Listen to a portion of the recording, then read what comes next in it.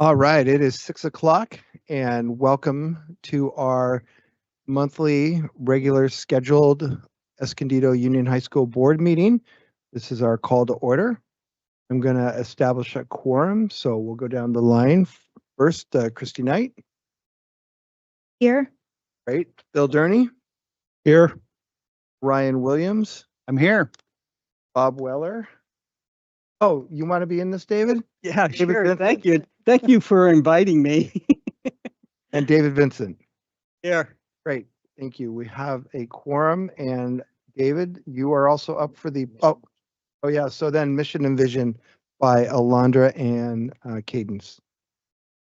Mission: empowering every student to graduate prepared for college, career, and life through excellence in learning.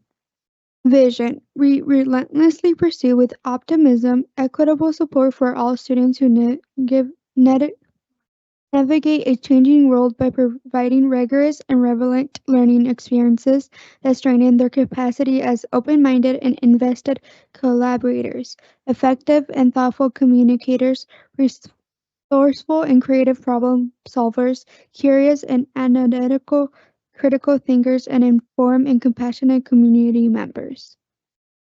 Thank you so much. All right, David, if you'd lead us in the Pledge of Allegiance, please.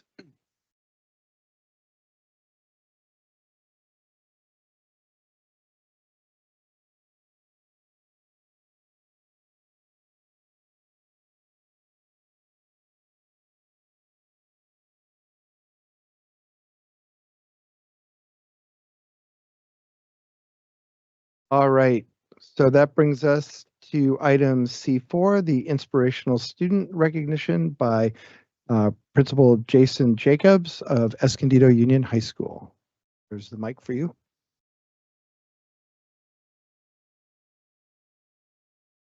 Good evening, guys. I would like to take great honor and pleasure to stand before you representing the great Escondido High School.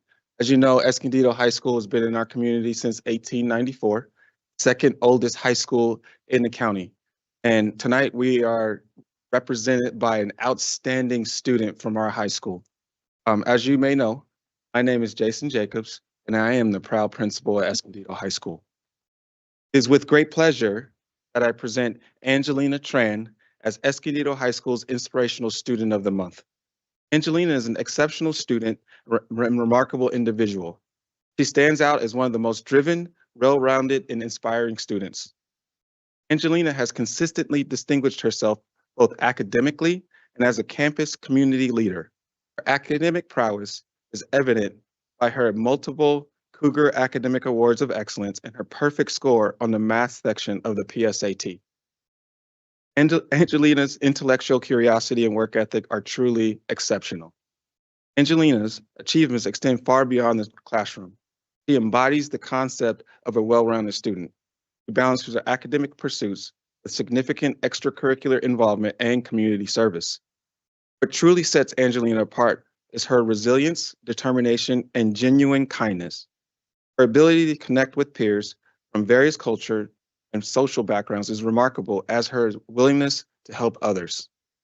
Whether she's volunteering at the local public library or welcoming new students to our school, Angelina consistently demonstrates empathy and commitment to her community. Angelina's dedication to her passions is evident in her extracurricular pursuits. This past summer, she was selected for NASA's STEM Enhancement in Earth Science Internship Program at the University of Texas Austin Center for Space Research, where she conducted research on the lunar South Pole. This last December, she had the opportunity to present to the American Geophysical Union with her NASA mentor in Washington, D.C. This experience, combined with her academic achievements, has solidified her ambition to become an astrophysicist. Angelina truly embodies our school motto of being loyal, strong, and true. And I would like to invite a couple more people up to speak about Angelina at this time.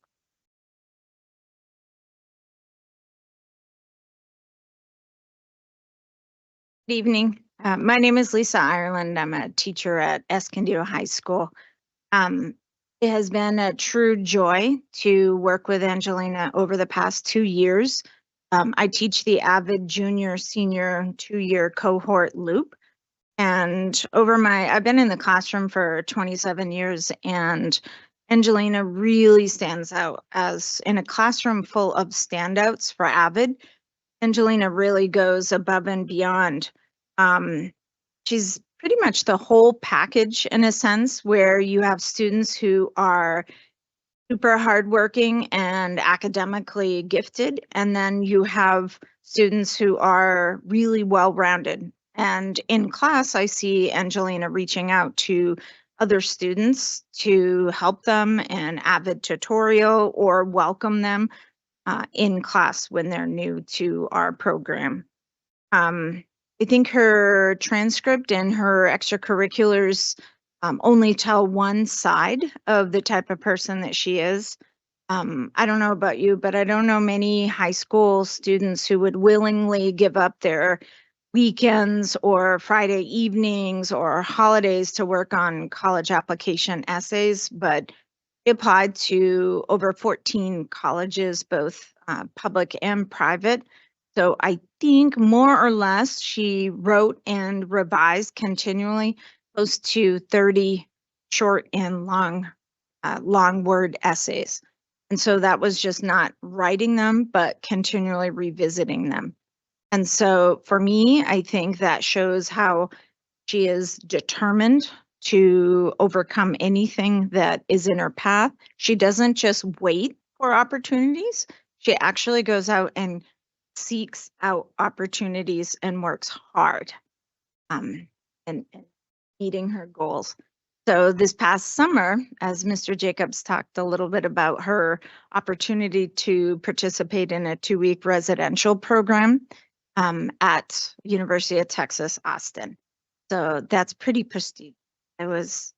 I feel very humbled when I think about where she's off to, and I can't wait to see what her next chapter school or her post high school and postgraduate career, where she heads off for that. It's my pleasure to see her graduate and head off. I'd like to introduce Maribel Esteban, who works with Angelina. Good evening. Again, my name is Maribel Esteban. I have been a counselor for over 30 years, and Angelina stands out as one of my top students over 30 years. I still remember my first contact with her. She was in 8th grade. It was towards the end of COVID, so our communication was via remind text.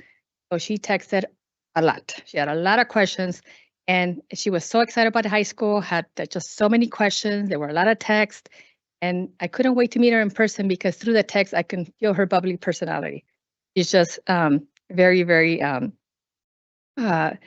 witty and bubbly. And so Angie's personality definitely has shined also as an EHS news anchor. She's energetic, articulate. Her leadership doesn't end in the things that she's involved on campus. She's also involved in Key Club, National Honor Society, CSF, the Aerospace Academy, STEAM to Careers, just to name a few things. She's incredibly talented in managing her time. Aside from all this community involvement, she has also taken 1 or 2 community college classes almost every semester of high school. And so she is a true inspiration and example of what hard work, being focused, dedicated can help us achieve. And she started her journey in school as an English learner. She has overcome significant challenges to become fluent in 3 languages. English, she speaks Spanish, she speaks Vietnamese, and she has also started learning Korean and American Sign Language. And she has some amazing options to pursue her degree in astrophysics. As Ireland mentioned, the 14 schools, but some of the schools that she's are on her list to consider are UC Berkeley, UCLA, Johns Hopkins, to name just a few. I believe that wherever Angie decides to attend college, she will be an asset to that university, just like she's been an asset to Escondido High School. Her academic excellence, her leadership skills, her community involvement, and her personal qualities make her an ideal student who undoubtedly will make significant contributions to whatever college campus she ends up at. I believe that where she continues to go, will inspire others, just like she inspired her classmates at Escondido High. Thank you.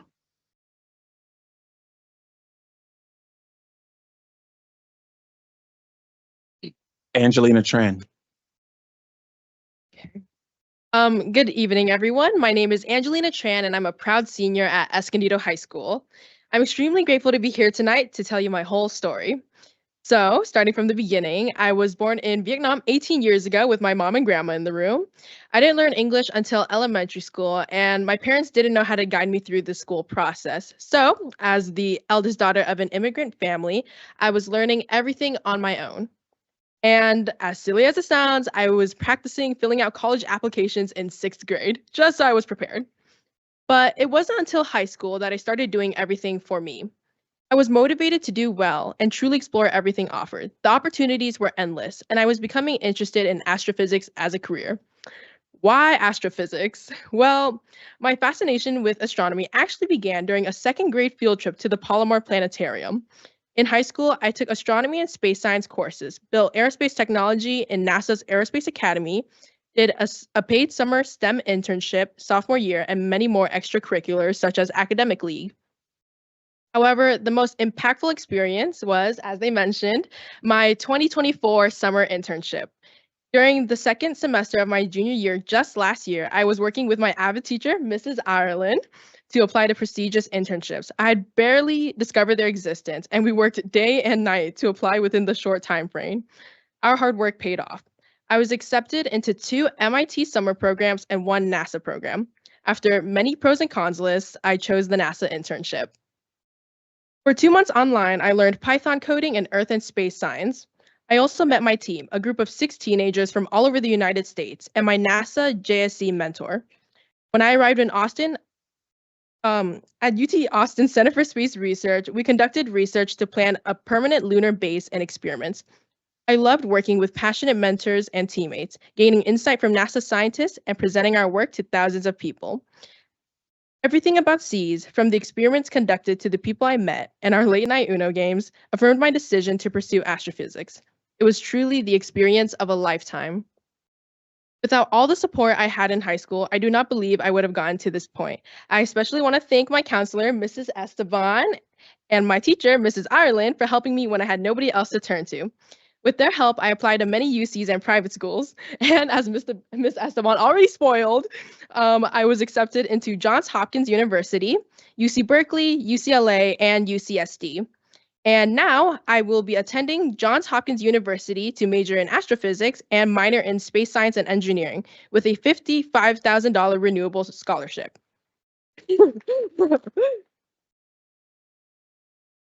But no matter where I go, I will always be grateful that Escondido High School was my start. Thank you for listening.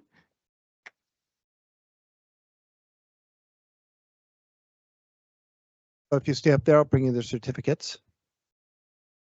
Also, Mayor White, would you like to come up and present yours from the city?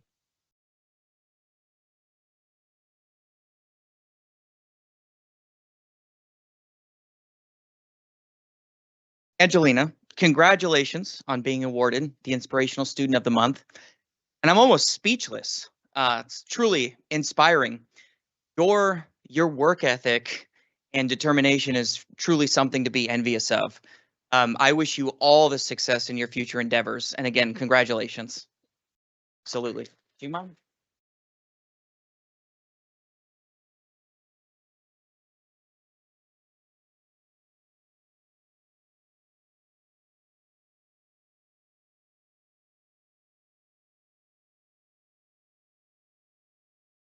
Yeah.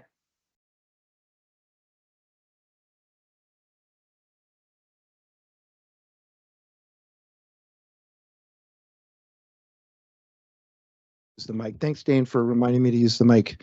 So we have two other commendations here, one from the County of San Diego, 5th District Supervisor Jim Desmond. Here's your certificate. And then this one here from the Escondido Union High School Board District for our Board of Education. This is our certificate. I also wanted to say that you come from a proud heritage. I graduated University High up in LA in 1976, and that is right at the end of the Vietnam War. And the amount of Vietnamese students we had come into our high school was a lot. Our valedictorian in 1976, 2 years in the country with 1,100 students in our high school in LA, was from Vietnam. I just want to say congratulations for continuing your proud heritage and working so hard.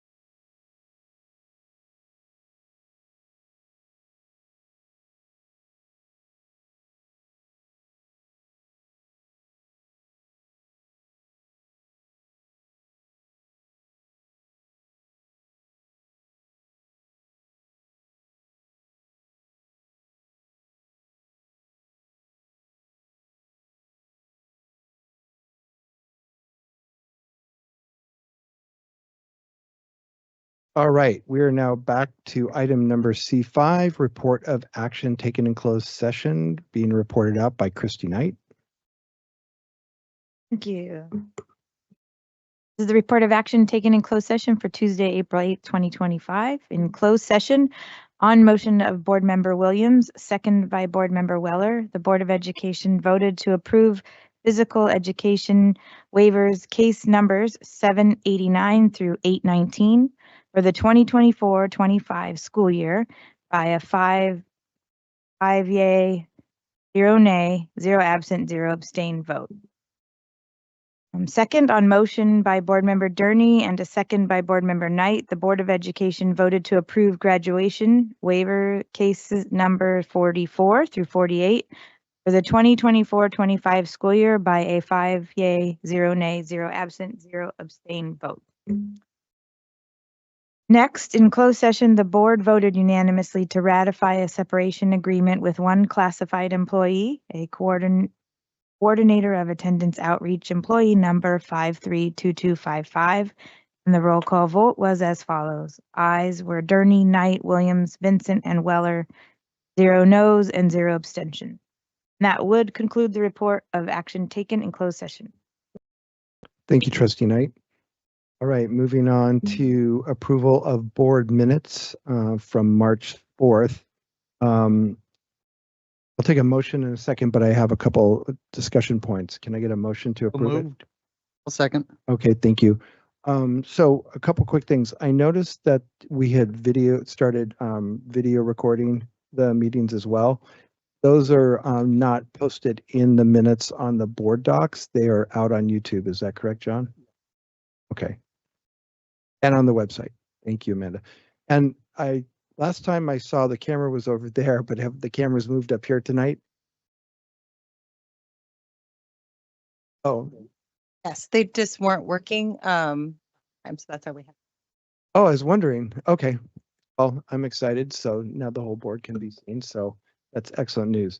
All right. So I call for the vote. All in favor of approving the motion to approve the minutes, say aye. Aye. Aye. Aye. All right. That carries. Oh, yes, sir. Oh, yeah. And the student board members, if you're in favor, say aye. Aye.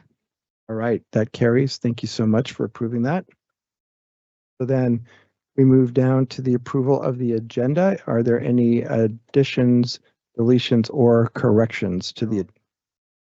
There are none tonight. Motion, please. I move to approve the agenda. I'll second. Very good. So then student board members, if you're in favor, you may say aye. Aye. Aye. Thank you. Elected board members, all in favor, say aye. Aye. Aye. All right, that carries as well. So that allows us to move on to item number C8. And this is the approval of the consent calendar items on the agenda marked with an asterisk. Consent items for the audience are basically considered routine items of budget voting and things like that. I do have one item that I would like to pull from the consent. Well, actually, two items. And that would be item F1, field trips. I want to understand the deeper learning. I guess I have some deeper learning questions and because I want to learn deeper. And then the other one would be G3, variable term waiver. So those two items, based on the removing from consent of those two items, can I get a motion to approve, please? Make a motion to approve. I'll second.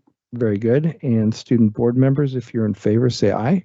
Aye. Aye. Thank you. And elected board members, all in favor, say aye. Aye. Aye. All right. That also passes. Thank you so much. That allows us to move down to the recognition and presentations and student and staff recognition by Superintendent John Peterson. Thank you. Good evening, everyone. I'll begin with student recognitions. The Greater Escondido Chamber of Commerce recognized 5 exceptional district students at the March Rising Stars Breakfast. Congratulations to Daniel Laguna from Del Lago, Angel Rivera from Escondido High School, Sarai Zavala Hernandez from Orange Glen High School, Shay Lynn Conde Lopez from Valley High School, and to our very own student board member, Cadence Forby from San Pasqual High School.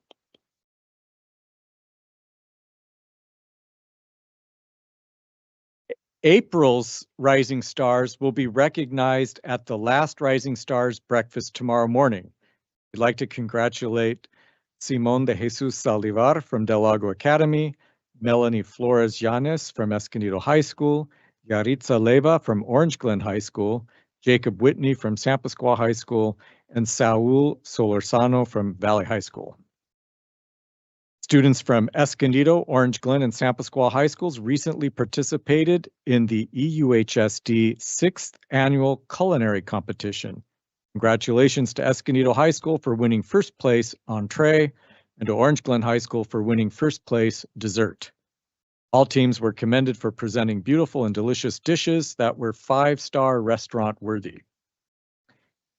At Del Lago Academy, the Escondido Art Association recognized 2 Del Lago Academy scholars at their senior awards last month. Congratulations to Annette Hernandez, who received an honorable mention, and to Ava Manushere Far, who earned 3rd place in the competition. And congratulations to Taryn Warren for being the first Del Lago Academy athlete to compete at the national level. Taryn raced the 1-mile event at the New Balance Indoor Nationals recently. Though she didn't win the race, she certainly made history. At Orange Glen High School, congratulations to the 1904 cadets for competing in their very first firefighting competition and taking 3rd place.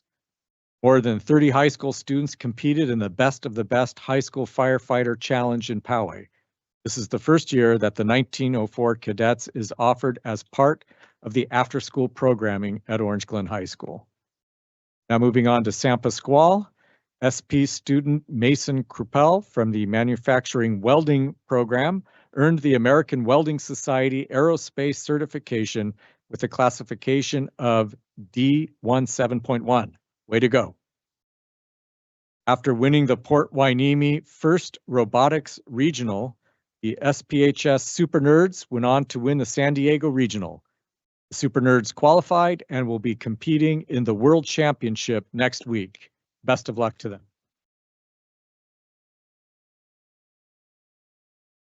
Pascual High School junior Talia Travasos has been selected as a 2025 Carson Scholar. The Carson Scholars Program recognizes students for high academic achievement, humanitarian qualities, and community service. Finally, I'd like to recognize staff. Congratulations to San Pasqual High School teacher Michelle Cavassa and District Service Center Counselor Holly Anderson for being 2 of 6 educators selected to receive the Leader Among Peers Award from 3 Northern Association of California School Administrator Region 18 charters.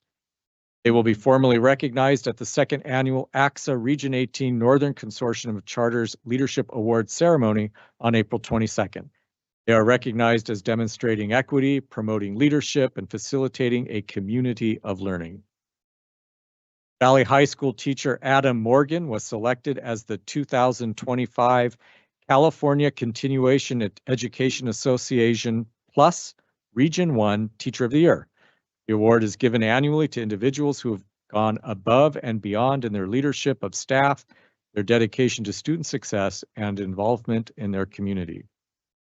And finally, Escondido High School's STEAM to Careers program was selected by Classroom of the Future Foundation's Innovate Award recipient. They will be formally recognized at the 22nd Annual Innovation in Education Awards. Escondido High School will receive a $5,000 grant to help keep the momentum of the program going at Escondido High School. Thank you very much. Thank you, John, very much. It's great to hear all the wonderful things going on in the district. I tell you, it's everybody's pulling together. It's nice to see. All right, so then that leaves us, we are at the student, let's see, we'll go down to D2, which is student board member reports by Alondra Pena and Cadence Forby. So Alondra, if you'd like to start, please. Good evening, members of the board and everyone who decided to join us today. I will be giving you an update on a few schools around Escondido. Starting with Del Lago Academy, the robotics team competed at EUHSD in the first robotics competition from March 21st through March 23rd. They competed with 50 other robotics teams from around the world representing DLA well. One scholar, Benjamin Traxler, won the Dean's List Award, which recognized outstanding student leaders who exemplify technical expertise, leadership, and dedication to advancing STEM in their community. On March 26, ASB announced where and when prom is going to be held at May 3rd at the Birch Aquarium in La Jolla. ASB will have their officer elections from the 21st of April to May 21st. The girls lacrosse team won against Vista High School, Hilltops High, and Monte Vista School. On March 31st, they had a game against Ramona High School, 17-5 DLA win, and had a fundraiser at Canes where 15% of the sales profit will be donated towards their team. The boys lacrosse team won against Mira Mesa High School, Sage Creek High School, Fresias High School, and Morris High School. Congratulations to singer Danielle Laguna for being one of the finalists for the Gates Scholarship, aka my bestie. Moving on to Escondido High School. During the month of March, ESCO celebrated their seniors for their academic achievements in CAS testing last year. They held a 2-week spirit weeks to make CAS testing more fun and encourage their junior class. On April 25th, they will have a winter sports pep rally. They will have their prom on Saturday, April 26th on the inspirational horn blower. Congratulations to student Jacqueline Villaseñor for being a Hispanic Scholarship Fund finalist. And congratulations to Marisa Lopez, English teacher, for being named March Teacher of the Month. And congratulations to Ava Rios, lab assistant in the Learning Center, for being named March Classified Employee of the Month of March. Wrapping up with Escondido Adult School, they are happy to announce they had added conversational English as a second language class. Thank you, and this is the end of my report. Thank you so much, Alondra. And Cadence, real quick before you start, David Vincent and I had a chance with the superintendent to travel to the adult school here in Escondido. Talk about inspiring, extremely inspiring, seeing all these adults at night. Well, I don't know what time we were over there, like 7 o'clock or so, 7:30. They were totally engaged in the class. The teachers were totally engaged. It was very inspiring to see that we have a school like that in our district, and these people really want to get their degrees and move on. And so I'm very proud that our district supports that. So thank you for bringing that up in your talk to us now. All right, Cadence. Good evening, board members, faculty, staff, and community members. I'm happy to share our latest events from each HAR school, starting with San Pasqual High School. Congratulations to Christine Gibson, who received one of 4 $200 grants offered by Cal RTA Division 63 to teachers in the Escondido Union High School District. Her dedication to her students and classroom innovation is being recognized district-wide.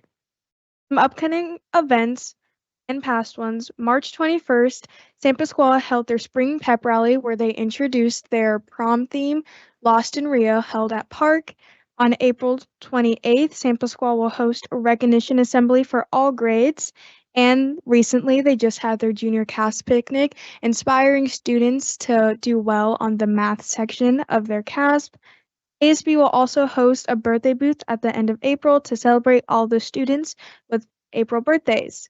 Now let's move on to Orange Glen, where in March they had a food fair offering a wide range of delicious options while supporting their student clubs. And they will be looking forward to a blood drive on April 30th, giving students and staff the opportunity to make a meaningful impact through blood donation. Continuing on with Valley High School, Valley's flag football team is in action this month with games against Ivy High School, Trade Tech, and Alta Vista High School. And on April 30th, Valley will host a family night, welcoming an event that encourages families to connect with school programs and resources while supporting student success. As we move into April, it's inspiring to see continued engagement, achievement, and school spirit across all of our campuses. With spring break just around the corner, I hope everyone deserves a well-deserved rest, and especially excited to see all of the seniors begin to commit to all of their colleges. Thank you. Thank you, Cadence. Thank you, Alondra, very much.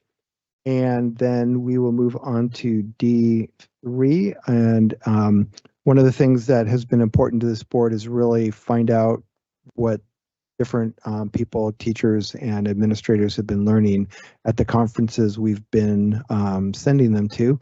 So as it says here in public comment, a board member has requested to hear a summary of the key takeaways from the EUHSD educators who attended the recent Computer Using Educators Q annual conference in Palm Springs on March 20th, 2025.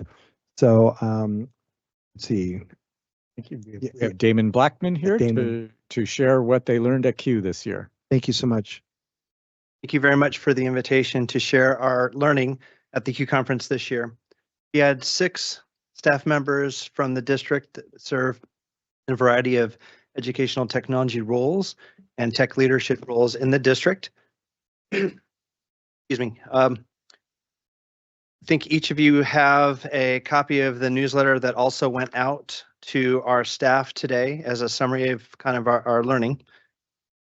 2 of our teachers were quite impressed. Yeah, that's correct, Mr. Weller.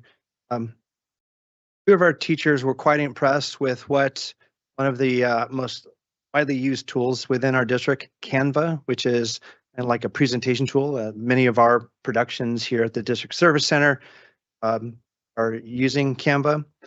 Abby Smith, who is our ed tech TOSA at Escondido High School, she wanted to share her learning around how assessment can be done in a very enhanced way with the tools offered in Canva. She talks here about how with tremendously powerful and easy design tools, teachers are able to customize templates, quizzes, worksheets, and do so in real time so that they can see how the students are learning content. With each of these, as I speak, you'll see on the left side, there will be a link provided so that those people who have received this digitally will be able to click on and see the slide deck or the resource. Of course, we ask that any of our staff members who are interested for more information to contact this person directly to learn more about it. Kelly Mosier is a technology lead teacher at Escondido also, especially focusing on the use of technology in the English language arts with brisk teaching. And she wanted to share the information around Magic Studio specifically. And Magic Studio is Canva's version of AI, which does things that, frankly, 10 years ago, you would need to take a 25-hour course in Photoshop to learn how to take and manipulate images. And now with Magic Studio, it literally is a click, and 5 seconds later, it will remove an image and fill in the background with AI that is reasonably good. For example, if there was a surfer on a wave, you can remove the surfer from the wave, and then the AI fills in the surf behind it seamlessly. And with it, she wanted to share how Magic Studio can create lessons, assessments, images, recordings, and more using AI tools. For example, in one way you could, for those of you who are used to using Canva or any of the similar tools, you can describe what you want the topic to be about. But what Canva will do is take it a next step further, and that is it will design a presentation or a flyer or a whatever based on not only the content, but also it'll find content and give you a head start, much like some of the other tools we use that use AI, such as Magic School. Continuing on the left side here, John Johnson is an ed tech TOSA at Orange Glen High School. He wanted to share what he learned in a session around our learning management system, which is Canvas with an S, not Canva. And what we're finding is that teachers are doing a really good job extending what is available to our students and to our families, where they're just not making some content available as kind of like a filing cabinet of resources and links, but to go and make sure that teachers are giving feedback that matches a lot of our learning goals.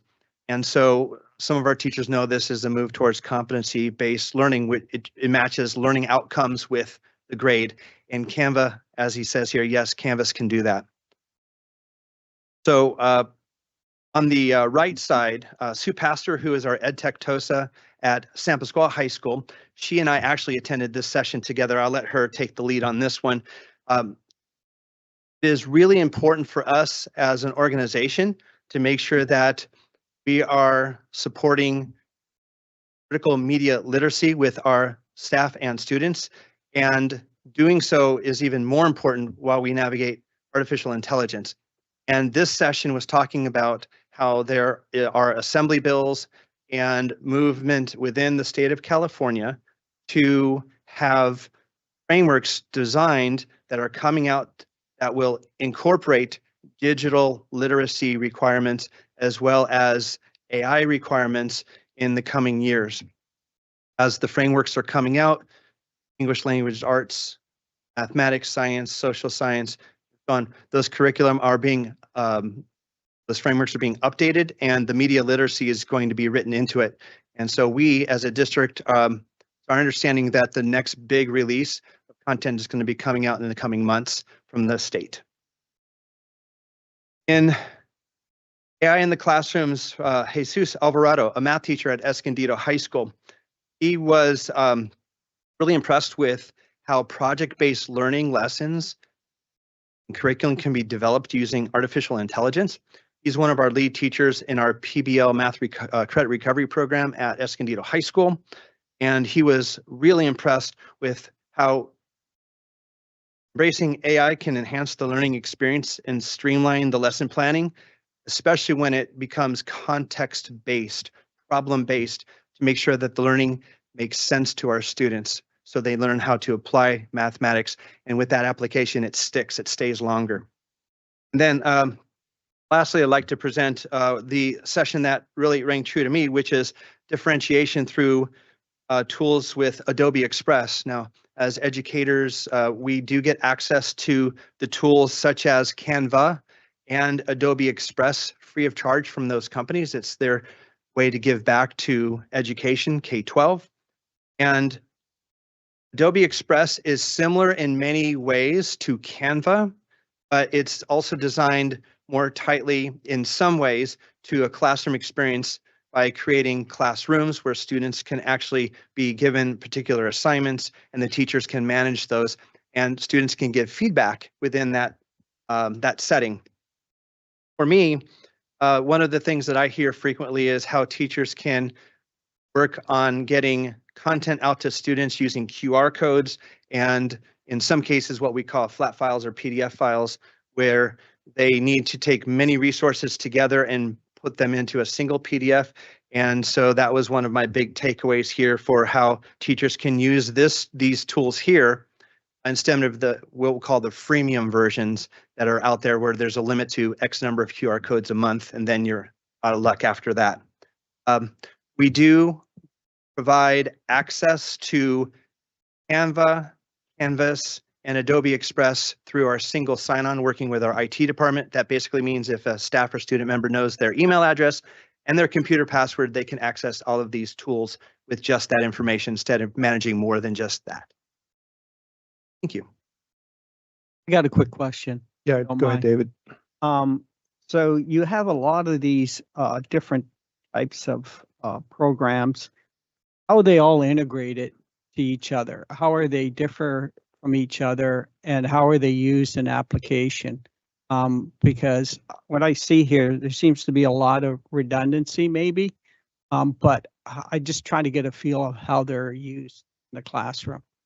Sure. So overall, Canvas is our learning management system. We call that kind of like the delivery system or the glue to whatever the tools are, whatever the learning is, whatever the content is. It can be housed and managed in a learning management system. As a matter of fact, the California state system for community colleges and many universities within the state of California use Canvas as their platform. We want to give our students a leg up in using that platform. From there, it is true that tools such as Canva and many other tools are integrated within the one tool so that it's kind of like in a single login, you're automatically logged into other systems. Canva for Education is one that was just added recently as a result of going to this conference to learn how to do that. In terms of the other tools, for sure, we're going to have a lot of excitement and wonder and a little bit of anxiousness regarding the use of AI in those tools. So those are brand new coming on board. I had presented this information to the board previously. I'll say that it is true that for some tools, there might be some redundancy. It's one of those things that because Canva and Adobe Express, because of that redundancy, and since it's at no cost to the district, we're okay with that redundancy because some people are going to lean towards, hey, I know how to use Adobe, which could be very much a resume builder because it's a known quantity, right? Versus other tools. So if we ever have any kind of overlap, something that we're perhaps paying for licenses, that's something that we need to evaluate. It is very rare that they're identically the same. They have pros and cons to both, and we'll always make sure that we go through a process to make sure that if we are paying for any kind of service, that we make sure that we're doing so wisely. Another question regarding your presentation model in here, is that similar to Microsoft PowerPoint, or are the presentation applications totally different? So I would say the presentation for Canva and Adobe Express, in terms of having this 16:9 frame, is about where similarities end. For example, in Adobe Express, we can take students who are practicing speaking a newly learned language, whether that be English, maybe that's Spanish, maybe it's French. And in Adobe Express, for example, one of the things you can create is a little character that will then, with AI, with the recording, actually move, make gestures and that match the cadence of the voice. Oh, okay. Right. And so we can use it as a tool for storytelling. So in that case, whether it be Adobe Express or Canva or other similar, what we'll call content creation tools, it's really let your imagination be your guide. And PowerPoint is really not terribly imaginative when it comes to those things, not discounting that it's a very strong product and we offer it free to all of our students and our staff through our licensing. And it's important to know those tools too, insofar as being a member of, or if you were, let's say, earning a certificate in Microsoft Office Specialist, for example. Might not be the most important tool. I think we could probably agree that Excel and Word is probably the stronger of the suite. But I think that anytime that we give students an opportunity to tell a story and tell it well, shows demonstration of learning, which is a part of our instructional focus, for example. And so I can say that well over 80% of our students in the district, for example, have used Canva at least once. And some students have done so over 20 or 30 times. And I don't think it's just because the teachers have said, here's an assignment. It's rather, here's a tool. Maybe I did an assignment in English, but I'm now going to use this same tool to then demonstrate my learning in another subject. Thank you, Damon. That really well put together. I appreciate it. I got a quick question before you go here. So, as a full fan, shall we say, of AI, I use it all day long, every day. At the conference, and a lot of AI talk here. At the conference, what was talked about in terms of the bad part of it? In terms of the challenges? Sure. Guides are lying to you a lot. So I'm glad you asked that. And overall, our response to that is that we have a responsibility to our staff and to our students to talk about those limitations and understanding what we need to do in order to make sure that AI is being used ethically, right? And so you probably read in my original board update that talks about how the Chief Academic Officer of Code.org was a presenter, and it talks about how it's important to make sure that we're doing what we should be doing with our students. And so for us, it's number one is we're trying to go slow to go fast. So like, for example, when a student logs into Magic School, there's a screen before the student starts the lesson with the tools that have been given to them by their teacher. It'll say, number one, your teacher can see your activity in Magic School, so be aware of that. Two, there are some limitations to the AI. For example, it's not a replacement for your thinking. Sometimes it comes across with bias. Sometimes it comes across with inaccuracies. And at times is very suspect in terms of math calculations. Tends to be a little bit better with explaining some things sometimes. And that's what we're really after in terms of offering tutoring tools for students. We want to make sure that students and staff are not putting any of their private information into the AI. And that, again, is a part of that ethical responsibility of not feeding the information, even though our partner, Magic School, will say, please don't put this information in. We'll do our best to scrub it, but you still have to make sure you're doing the right thing on your end, and it's just safe practice.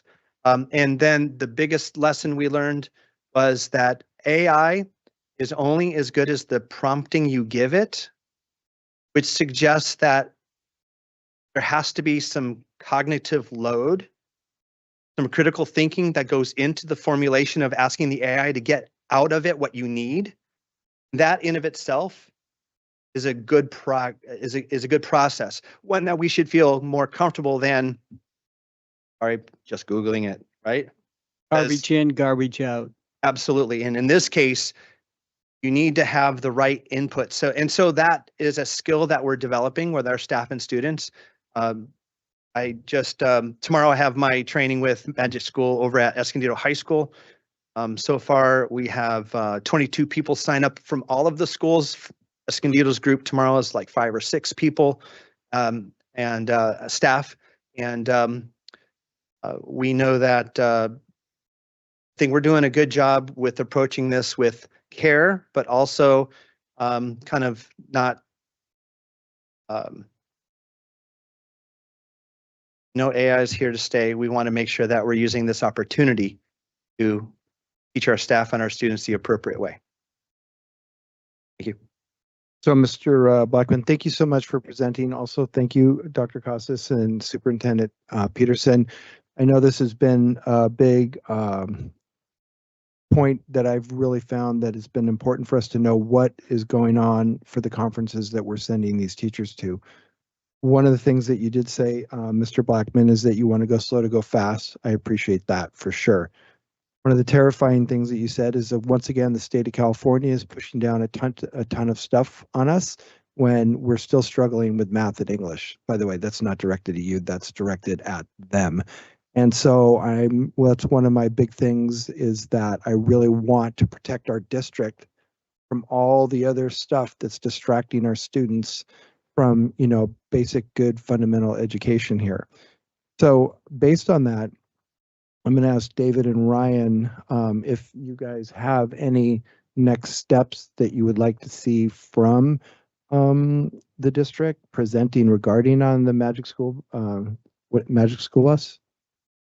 Magic School AI. Magic School AI. Thank you. That's the other one's a song from my generation. Thank Prism you. Group, yeah. But anyway, David and Talk Ryan. about Puff the Magic Dragon. So one of the things that I found is helpful, and I appreciate if you could share with me, is or the board, is give us regular update on the performance attributes that may come out of this that you see as a positive for the school district. I think that's important. How well the kids are grasping this technology, because it's going to be with us and for a long time. So it's good to see that you're integrating this into curriculum. Thank you, Dr. Cassis, for definitely moving in that direction. Okay. Happy to do that. Okay, thank you. My only comment would be is I believe I remember right, the last time we had this type of conversation, we were talking about how it was shall we say, a locked system. So my information doesn't. But I thought I heard you say like you have to be careful about what you put in. So can you maybe clarify in terms of?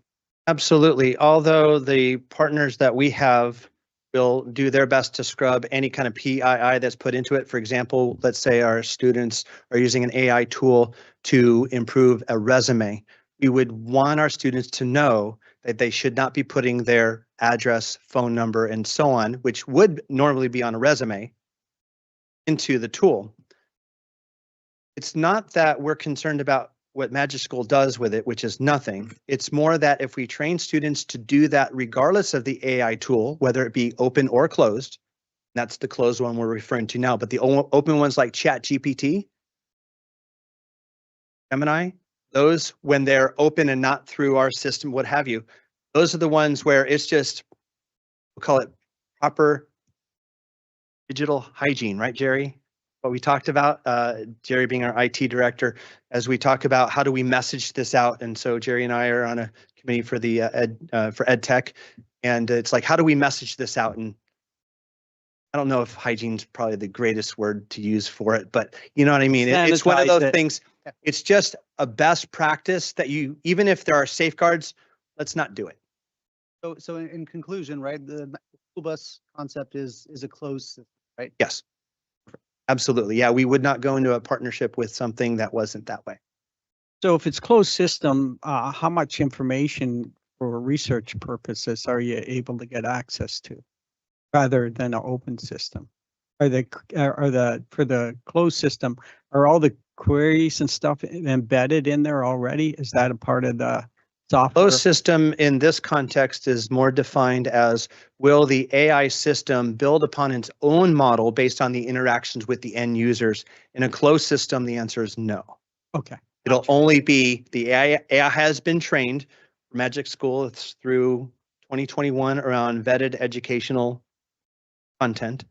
And with it, it will not feed into the system what we have done. For example, in an open system, if a teacher has a dynamite lesson plan that they ask the AI to improve through a certain lens, By doing that, yes, the AI can assist the teacher in doing that, but in doing so, you also give up the copyright, so to speak, because you fed the system this AI, and the next generation will, in some small way, perhaps have that come back out.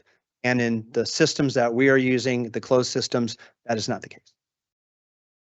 Ultimately, I think that this will all be resolved when we see the results of students going forward. So I guess I would like to suggest that maybe we have a quarterly update on EdTech, and just quarterly come back and give us an update on this. And we can compare it also at the year end as well to the performance of our students. So really appreciate giving a pretty technical presentation like that. And thank you for your time. You're welcome. Thank you. All right, so then based on that, we're going to move on to recognition and presentations, item D4, and that'll be presented by Executive Director Sean Rohner. Sean, welcome tonight. Good evening. Thank you so much for inviting us to come and present, and want to begin by introducing our staff members that are here. So we have Leslie Clifton, who's the principal of Escondido Charter High School. And we have George Torres, who's the assistant executive director. Next to him, we have Jonathan Takagi, who's our business manager. Thank you. I also want to take a moment to thank you as a board for your leadership in our community and your support for our schools. And I want to thank the superintendent and his cabinet who've been so professional, way to work with. Really appreciate that. We for having us this evening. There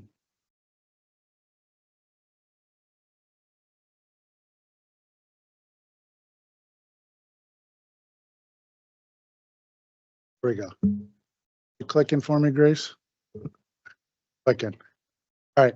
So what I want to do first is just very briefly, I know I think most of the board members are familiar with our schools, but it can be confusing sometimes. So I want to take a moment and just briefly give you an overview of our schools. We have two LEAs that are a part of our organization. So Heritage K-8. Excuse me, Sean. Can you move the mic up to you? I just checked with told me somebody at home and they wanted to hear you. Me now? Yeah, I'll get a message here in a second. So we have two LEAs, one Heritage K-8 that's authorized through the elementary district, and of course Escondido Charter High School that's authorized through our high school district. So we have three campuses at our elementary: Heritage Elementary, which is our full-time. So think of it as two tracks. One traditional track full-time, which is Heritage Elementary, Heritage Junior High School, and then our traditional classroom program at Escondido Charter High School. So there are about 1,300 students in those programs from K to 12. And then on the bottom, our hybrid program, or what we call Flex, is Heritage Flex Academy, which is TK through 8. And then at Escondido Charter High School, we have a Flex program. And the total enrollment there is about 930 or 40 kids in those programs. We're about 2,400 students in our programs. Any questions about that? Let me talk about our enrollment. This is our current enrollment for this school year at Escondido Charter High School. So you can see our full-time classroom program by grade in the first column. So 120 freshmen, and you can see all the way down to 60 seniors for about 400 kids, students. Then our two flex programs, we have a classroom-based flex program, which is basically just means there's more time on campus. For the students, you can see there's 313 students. And then our more full independent study program, where students come either one day a week to meet with a teacher of record, or they might blend into some classes. In our classroom program, we have about 220 kids for a total of 932. One of the questions that comes up, I think, for board members is, where's that enrollment been? Has that changed? It's pretty much been the same for the past 5 or 6 years, and we don't anticipate it growing at all. And so that number's pretty static. Can I ask you a quick question about the difference of 60 students in 12th grade versus 120 in 9th grade?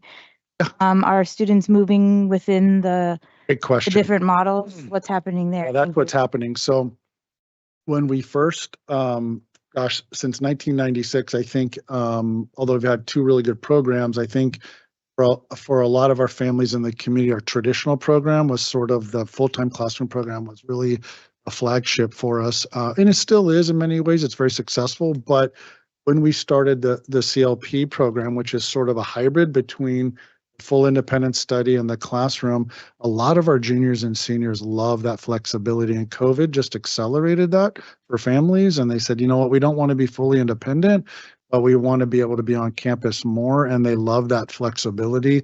And so we start with 120. A lot of those kids end up transferring over and enrolling in the program. Great question. I had a quick question. You said from an total enrollment standpoint, you're pretty well, static and plan to keep it that way. What's the rationale behind that? Is that just the limitations of the campus? Is that great? Yeah, it's a great question. A couple of different reasons. I think one reason, I think philosophically for us, since we started, we've just been really committed to serving our community, meaning, the school community. And our leadership team feels it's really important to be able to be a part, to know the staff, to know the kids. I love being able to go to the different campuses and be involved in that. And it just gets harder. It's just a practical challenge. The second reason is we've always been very mindful about the impact that we have on our authorizing district. And so we want to work in collaboration, and that's important. And so even though we could grow, that doesn't necessarily mean that's what would be best for not only our school, but maybe even for our community. And so that's something that we have to be mindful of, and we are. And then I think thirdly, our facility space, we're maxed out. I mean, we're pretty close to being maxed out if we're not already. And I think just for our team, we've always been from the very beginning, concerned about having a small sort of intimate learning community. And it just gets harder. Anybody that's, especially at the high school level, if you get involved in managing a high school, it just gets more and more challenging, more kids that you have. Our average class sizes are still below 20 to 1, and that's pretty extraordinary, but it's harder as we add students and try to expand that. So even though we have a big wait list for kids to get in, we just is something that we've made as our board and our leadership team has just felt something that. You said, if you don't mind me asking, you said that you would try to maintain stability. With regards to your staff, how is that? Is it very stable? Do you have a large turnover rate? So we actually, because just a quick answer to or explanation to that, I know these statistics because we did private bond financing for our facilities. We have $34 million of facilities here in town. And because we don't do public bonding, we have to go out and privately bond, pay for that out of our regular revenues that come in from the state year to year. So the money that is meant to be paid for books and teacher salaries, we have to use that directly to pay for those facilities. So part of their report that they ask us for each year when we do our calls to go through our financial information is for teacher retention. And so we're somewhere around 95%. We keep our staff. And I think a lot of that has to do with just the culture and the family vibe that we have. We just, it's tough. You make a sacrifice when you choose to be a charter school teacher. Know that. And what we try to make up for and some of the things that they might have as a teaching staff is autonomy, support from the leadership team, and a culture that supports learning and the mission of the school. And over the years, we've just found a lot of success with teachers believing in. But I can definitely tell you that I think I speak for all school leaders that it's definitely a challenge because San Diego County, North County San Diego is incredibly expensive and difficult for teachers and school administrators to make it work in the ways that they might have in the past. So I think we all have to be creative. That's unfortunate, but it is some of our policies that we have. Yeah. That's causing that. Sure. 100%. Yeah. Good point. Other questions about that? Yep. Here's just some a big picture perspective of some of our dashboard elements that you can see. Our A through G in our classroom program. It's almost 100% of our students that complete A through G because that's our graduation requirement. For our credit recovery students, and of course, we have different options for them. You can see on the left-hand side our absenteeism, our graduation rate. They're on the top, and then our CAS performance, pretty consistent. Questions about that? Yeah, I'm just looking at the staffing report. So you have these subgroups, students in subgroups. Can you explain that a little bit? You're referring to the subgroups over here. Which subgroups are you? What do you mean? The first left one corner, I says think. Oh, okay. corner. Yeah. The top left corner. Oh, got it. So two of our great questions, confusing, but the way that the dashboard works in California, we have a variety of subgroups, but we chose our two largest subgroups to make it simpler. And so the two largest subgroups are basically the students, all of them, and then our socioeconomically disadvantaged students. We have other subgroups, but those are the two largest subgroups that we have of our population. So, David, can I follow on with that? Yeah, sure. So on the public section over here, I hear the term unduplicated students all the time. Socioeconomically disadvantaged, does that relate? Yeah, it does. It does relate. So technically speaking, the old term that we used to use and is commonly used is free and reduced lunch and students or students that qualify for that. Now we use the term unduplicated, and yes, that's a similar terminology.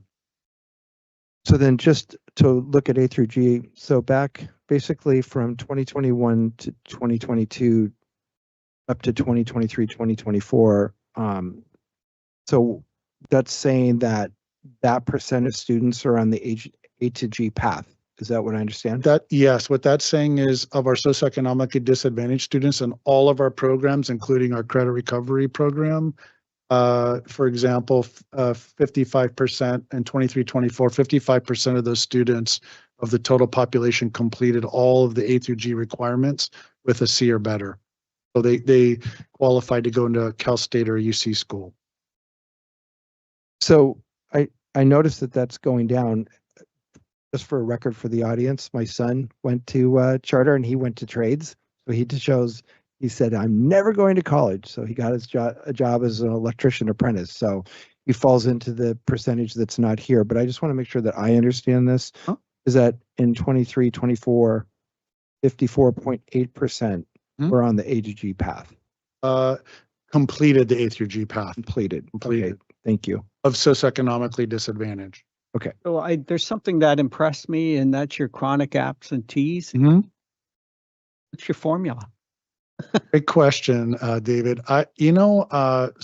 Jonathan, our business manager, and I were at a conference a few months ago, charter school conference, and we were doing it was a finance session, and we were going through some sort of examples, and we were working with a charter school group, and we were talking about that, and they were shocked at our attendance, and we haven't done anything differently, to tell you the truth. I mean, it's not that it's not a challenge, and we've definitely seen since COVID that's become more difficult. But Leslie and her team do a great job of holding the high school kids accountable. I also think there's a real urgency in the classroom from our students to understand that we need to be there. And then I also think that the culture that Leslie and her team have created makes students feel like they're at home and they want to be at school. If I could tell a quick story, we had a student who tragically had a mom who passed away during the school year. He's a sophomore student for a wonderful family. And the next day, his dad called me in the morning and said he wants to come to school. And I thought, easy. So when I pulled him in to talk to him privately, he said, Mr. Owner, this is my family. This is where I want to be. I want to be a part of my friends and community. And so I think that is a way to address that. When students feel like they belong and they're a part of something, they want to go and they want to be a part of school. Yeah, I'm just impressed because post-COVID, it seems like the damage done during COVID, right, cut down some repercussions from that is going to affect it for years. So just impressed. And also, I'm also impressed. At ELA percentage, the increase on math, 54%. Appreciate that. A follow-up question on the A through G. So you said, how closely are your graduation requirements aligned with A through G? That's a great question. So if you think of our high school as, if you could simplify it, because it can be a little bit confusing with these different options, you just think of, hey, you got a classroom program and an independent study program. Kind of think of it that way. Our independent study program has about 220 kids, right? That's the PLP. Of that, there's a far less percentage of the students that complete A through G, which, technically speaking, brings those numbers down, because we take in on purpose. We have great kids in the program, but we also take in students that might be credit recovery or struggling with different things, and we love that. That's what the program's designed for.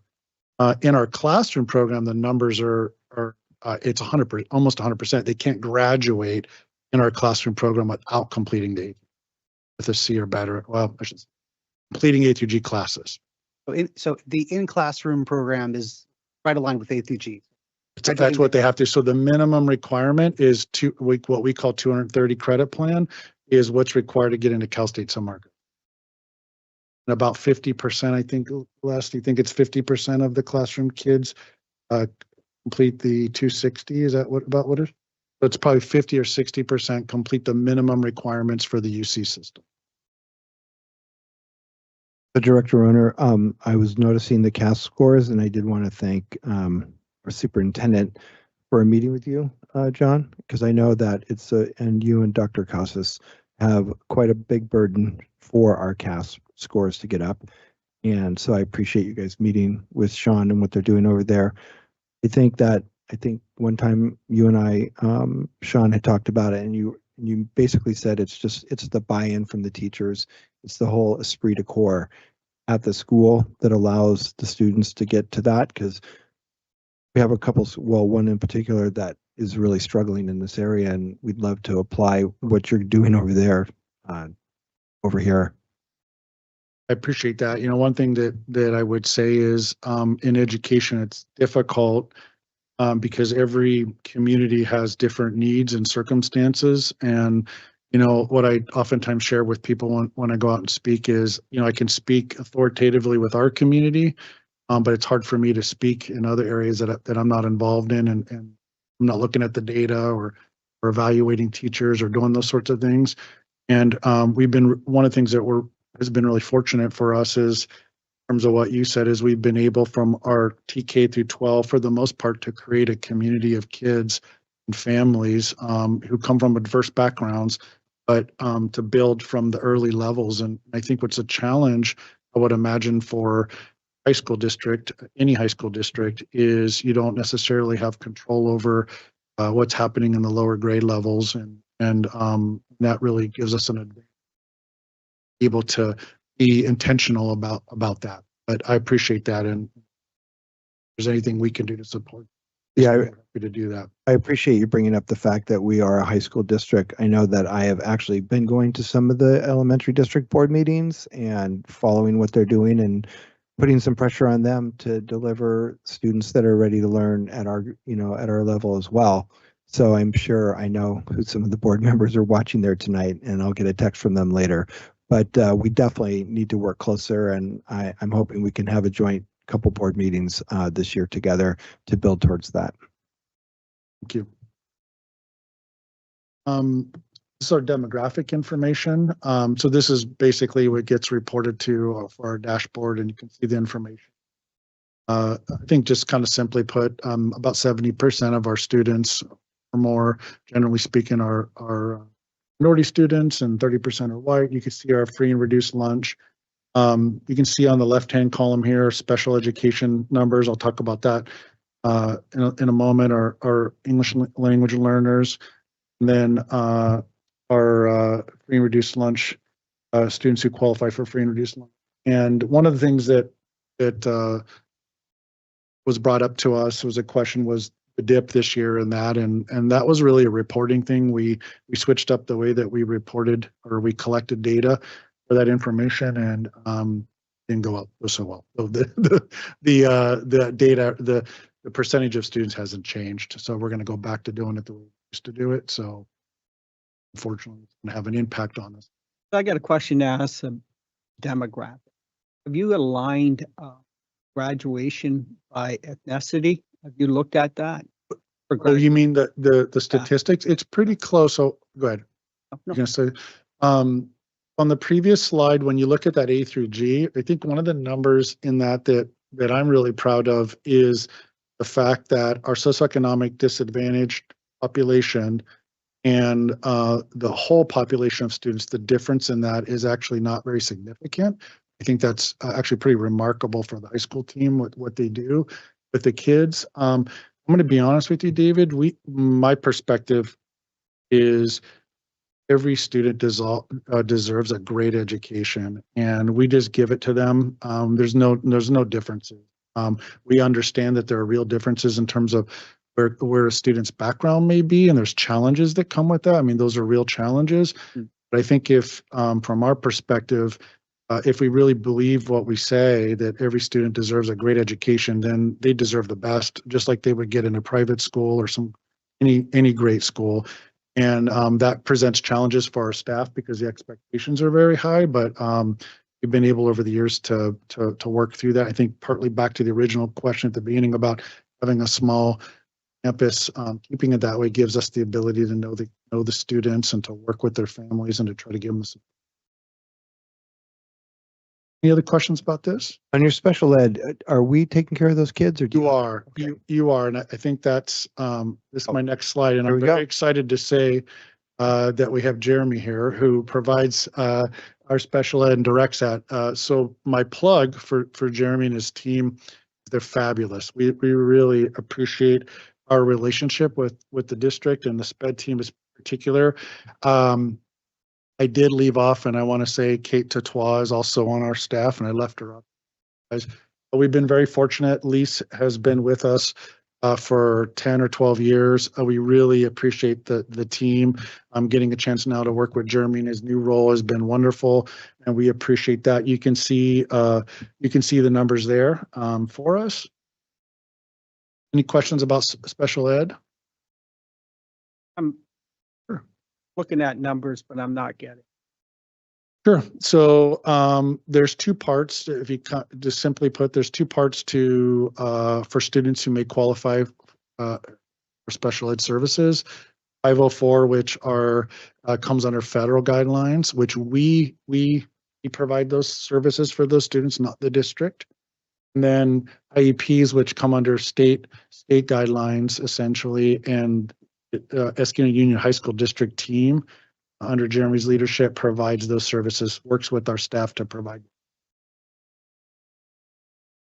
Then what we do in return is our special ed monies that come in for our students goes to the district, and in return, the district we leverage that and provide service. So you offer that service too? You offer that service too? Do I offer this? Do we offer? Yeah, we offer, the district offers the same services that the district provides for Escondido High School and San Pasqual and Orange Glen. They provide many of those services at Escondido Charter High School. Okay. For our students. Thank you. Okay. Just a couple last minute items, and then I'll take any other questions that you have. Just a few program highlights. One of the things that we shared with the cabinet was that we're working hard on an MTSS program for our high school students. That's a multi-tiered program of intervention, and we think that that's something as number of special needs students, our students with special needs has grown. How can we step in before we get to the assessment process and for those students to qualify? And so we're working through that process, and we're hoping that that'll be something that will not only be great for our kids, but also offset some of the pressures that may happen for the high school, the district's special ed team. So we're working on that. We've been expanding our co-curriculars over the past few years, and we're continuing to do that. And we've got a great music program that we've begun, and sports program, and trying to provide sort of a 360 options for our kids, the best that we can. And then just on our curriculum, this is something that's been there for a long time, but we've, especially coming out of COVID over the past few years, just refocusing our attention. For us, always at our core has been a back to basics approach. And what that means to us is just ensuring mastery of fundamental skills and knowledge for our students, K through 12th grade. And then the core knowledge, what's the core knowledge that we're providing our students that every student's going to have access to from each of those grade levels. And so we've done over the past few years curating that and organizing that and sharing that with parents, students, and staff. And then our posture with our students and in the classroom is what we call based on a classical model. So it's a focus on not just the mind, the intellect, the rich content and deep conversation, and fostering their imagination, but also we call their hearts, their character. So how are we teaching them, not just on the football field, but in the classroom, what kind of people they can be? And so that's something we're really. Any other questions or comments or concerns? So your athletic department, do you compete? Your schools in that? Yeah. We do. So just like San Pasqual High School or Orange Glen, one of the things that I shared with John that we really appreciate is being able to rent facilities sometimes. So we rent for football games. I'll rent Orange Glen or Escondido High School. We really appreciate that. So yeah, we have a football team and basketball and all the others. Most of the others. Excuse my ignorance. It's okay. No, that's why I'm here. That's why I'm here. Yeah, we don't always play each other. Now they have different rules about how they rank teams each year. Sometimes we do. In fact, we had a tough game against San Pasqual in softball. But they were good. They were really good. So we're proud of the girls. Good team. David, it's the White Tigers. What's that? It's the White Tigers is their mascot. It's our mascot. Well, thank you so much. I really appreciate you giving us some great information. I appreciate it. And again, thank you for the opportunity. And if there's ever any questions or concerns, as always, just don't hesitate to reach out. Or if you'd want to come out for a tour or visit or anything else, don't hesitate to do that. We got a great team that'd love to have you out. And again, we appreciate your support and all the things that you do. Do you share tickets? share tickets to the board members? Yeah, well, we can. I know. Thank you very much. Okay, appreciate it. David, you have a county white pass, just to let you know if you haven't gotten it. We'll make sure we get it to you. Cheating wise, I gave it to my daughter. She thought she was a celebrity when she walked in, but I did get it back. All right. So thank you so much, Sean and staff, for that. Appreciate that a lot. Okay, we're going to move on to D5, which is a special education presentation by Jeremy Owen. And thanks for coming back, Dr. Owen. Thank you to the school board. Thank you, Cabinet, for inviting me back. Last time that we met, we went over the entire landscape of special education, which is a lot to try to wrap your head around, to digest. There's a lot of details in it, a lot of nuance, also a lot of perspective in terms of best practices, ethically what we're doing, what the law says. And so I really appreciated the questions that came. I think from my perspective, it was all turning back to, well, what's the student experience here? And so today in this presentation, I'm hoping to be a little bit more tangible, in terms of what the special education department is focusing on. One of the main questions is really what's the vision of special education? And so I'll get into what the purpose is and some of our priorities, but our vision is one and the same with the district. Our expectations and hopes and standards for any student who receives services is the same. We have the same vision that we're striving for, and our mission is the same, that regardless of disability, that individual, that student is ready and prepared for life.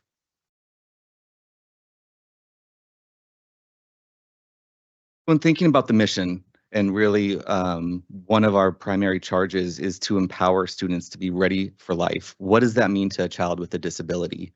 It could mean very different things depending on that individual circumstances. And so I think broadly speaking, these are three of, to me, what the purpose of my work and the purpose of our staff's work in supporting these students. It's to maximize opportunity. How are we trying to open as many doors for an individual as we can? Now, recognizing that the students we're working with do have a disability or an impairment that's impeding progress, how are we teaching them specific skills that they need to overcome those challenges? that's very broad. For a student with a math disability, how are we teaching them specific math skills? How are we teaching them to use accommodations in their classes to overcome those challenges, to still access the critical thinking that they're capable of? For others, maybe it's an emotional challenge. And so how are we teaching them the coping skills, regulation skills, the problem solving skills? So that's a big charge of any IEP, individualized education program, is it's outlining what are the goals that the student needs and how are we going to meet those goals? Finally, when our students leave us, they're on their own. You know, they're with their family, they're in their circumstance, but we want to provide as much support as possible to teach them the skills they need, but also build their autonomy and their independence as much as we can. You know, for our students who are on a certificate of completion track, who have possibly intellectual challenges, communication challenges, challenges just with problem solving and kind of getting through the day. How are we meeting them where they are, teaching them skills, but then doing so in a way that they can generalize that and use that without an adult standing over their shoulder, prompting them to do that? How do you do that? Encourage independence. Yeah, so one, it's really looking at where the deficit is, and it's understanding that if an individual doesn't have the ability to do something, then we either need to put in place an accommodation or something to help overcome that, or teach them another skill to work around it. And so then through kind of coming up with, well, what is this idea? And this is what IEP team is discussing, is what are these replacement behaviors, or what are these strategies that we can use? And it's practice and practice and practice. And then one day, you know what? Why don't you go try this yourself? I'm going to watch you and I'll jump in if you need it. And so it's a lot of routine and a lot of. I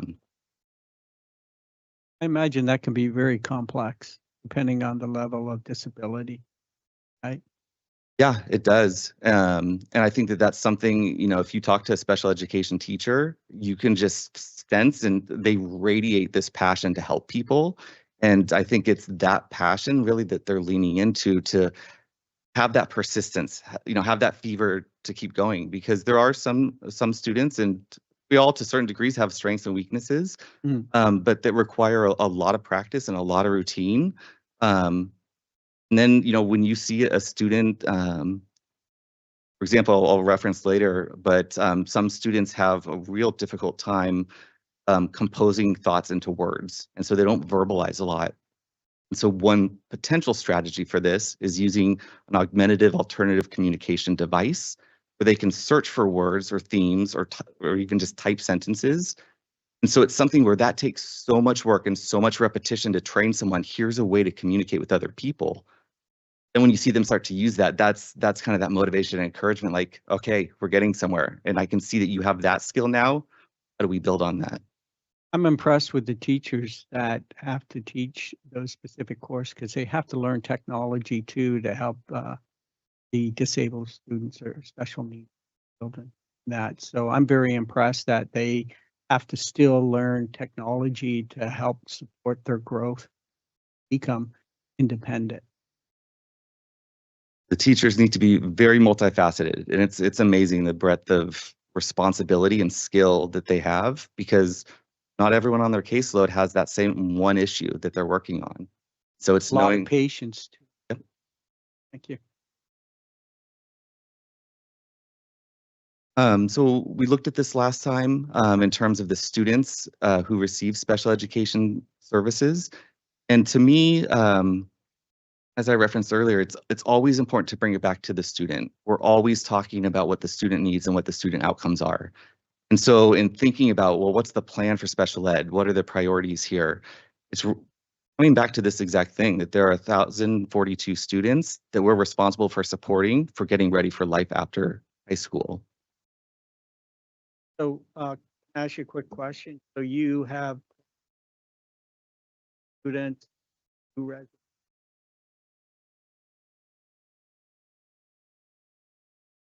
How does that happen? How does that occur? Like when you got 10 non-public school students? Yeah. Residential students. Do teachers go there, or is it? Like, how does the education happen? Yeah. Yeah, so from the general education, which are the mild to moderate students, down to the mod severe students at START, that's our adult transition program, those are all on our campuses. Okay. And so any movement for a student, anytime that there's a challenge where we're saying the student's not being successful in their current environment, there's a series of strategies we go through, and this on one of the slides in terms of looking at what are the supports, what are the personnel, and we have to exhaust every one of those opportunities to consider do they need to move to a more restrictive placement. And so what you referenced in non-public school is that's a school that's run by a different agency than us and does not have any general education students, only has students in special education. A student in a residential facility has such challenges even outside of school that those challenges preclude them from being able to access instruction. So they need to live where they go to school. Hmm. And then the home hospital instruction, these are for students who have such medical needs that they're not able to come onto campus. And then it's our teachers who go and work with them, typically, around an hour a day. Thank you. I appreciate that. Of course. Oh, It was a quick. that was what I pressed. I spoiled the whole presentation.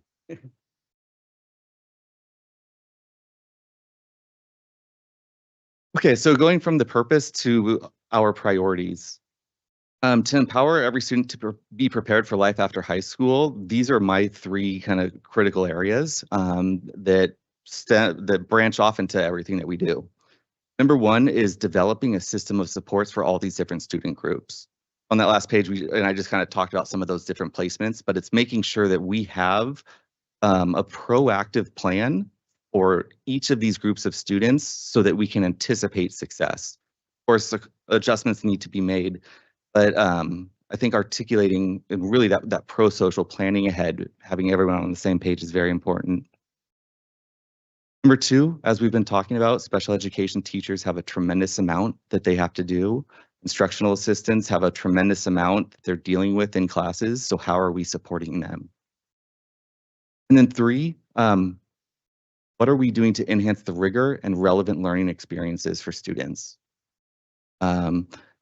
School, for a lot of students, not for some students with disabilities, is twice as difficult. One, they have a disability that's inhibiting them from making quote unquote typical progress. And so it's difficult. And that compounds year after year when they're trying so hard. So how are we making this relevant and purposeful for them? So I'll speak to each of these priorities in the upcoming slides. So in terms of the systems of support, you may recognize this from the last presentation. This is our continuum of services, all the different kind of programs, if you will, that we run through our schools. Last year, I pulled out four kind of very specific areas that we made progress in terms of looking at the last presentation. I spoke a lot about least restrictive environment, understanding that we're, to the maximum extent possible, educating students with their peers. And so we made progress in this over the last year. Also, in terms of the 8th and 9th grade transitions, we really increased our communication with both of our feeder districts in understanding who are the students that are coming to us, and likewise explaining our programs to them, as the 8th grade teams make recommendations for what program a student goes into in high school. So we've done a lot of collaboration, and we're going to continue doing that in terms of making that big transition as seamless as possible and making sure that students are going where they should be going. A quick question for you. You just mentioned that with your the LRE, you said you made a lot of progress on this last year. Can you elaborate on that? Sure. So most of the progress has come to clearly communicating to all of our different programs and teachers and departments across the district, in really kind of what the expectations are and what the targets are. And so I think, one, before we can see tangible progress and growth in numbers, which we have slightly, I think everyone needs to understand, why are decisions being made?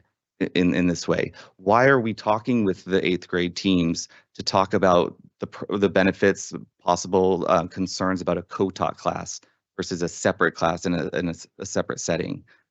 So I think that conversation that's happened across the district means that everyone's informed. And so hopefully as we make some decisions, as we do professional developments, it's all with kind of this aligned perspective of, okay, these are some of the driving tenets of why the district's doing this. And maybe this is something that I don't get a feel for when you're discussing this. Has any of your special needs children ever see the special need go into regular? Yes. And that's what I really want to see, if there's success there and that transition, if it does happen. Yeah, that would be great data to look at some point, because ultimately what happens when a student receives a diploma, that essentially ends special education for them. So, the 75% of students that graduate with a diploma in those first 4 years, they've been exited, if you will, because they've successfully gone through the program. But there are a handful of students that we do periodic evaluations of every student, and the team discusses, you can be exited from this program. You don't need these supports. And that's the goal. And going back to autonomy and independence, if we can work an individual up to not needing that direct support, they go into the regular. They go, yep. And you don't have statistics on that? I mean, we do. Off the top of my head, no. Thank you. Yeah. I think that's a real success of the program, is achieve that independence, autonomy for the. Agreed. Our Journey program is for students with significant emotional needs. And so these past 2 years, we've done a lot of work about what the vision and the mission of that program is. We've kind of adjusted our instructional model. And so we're fitting into finding, what is the right way to present and educate these students who need a very supportive environment. And so that, of course, is going to be continued work going into next year. Our moderate severe students with functional needs, these are more impacted students. We did the same, where we defined a vision and mission. And one thing that we worked on this year was developing a rubric for how we establish what our continuum is as far as support. Students who need more intensive needs, which class to go into. And so we worked with our moderate to severe teachers, with all the incoming 8th graders, and kind of worked on using that rubric and having placements for them next year.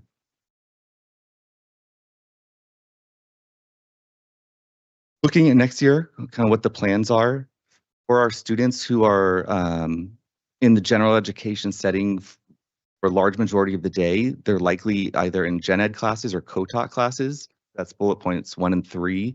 Is really looking at what types of professional development or what kind of time do our teachers need in order to improve how we're providing that instruction. I had mentioned the 8th to 9th grade transitions. We're going to look back at the success rate of those, really analyze the data in terms of which students over the course of the year may be needed to change what track they were on. As well as working with their special ed department on having students have a little bit more ownership of their IEP process. And so that's something we're working together, starting in 8th grade, where students can be more involved in the IEP and leading the IEP and having their voice kind of heard by the team more. Quick question. So how do you define a success rate for evaluate that? The elementary district, placed them at a certain level, and then you reevaluated that level, therefore you call that a success? Yes. Yeah, if they stayed there or if they moved up to even more restrictive, I think just an understanding about essentially what I'm looking at is how accurate were our placements. If 90% of the students stayed where the 8th grade team recommended them, I don't know exactly, is that success, is that enough? But I think that's an indicator to us about our communication is 90% effective. What would you say that success rate is then? Up your head.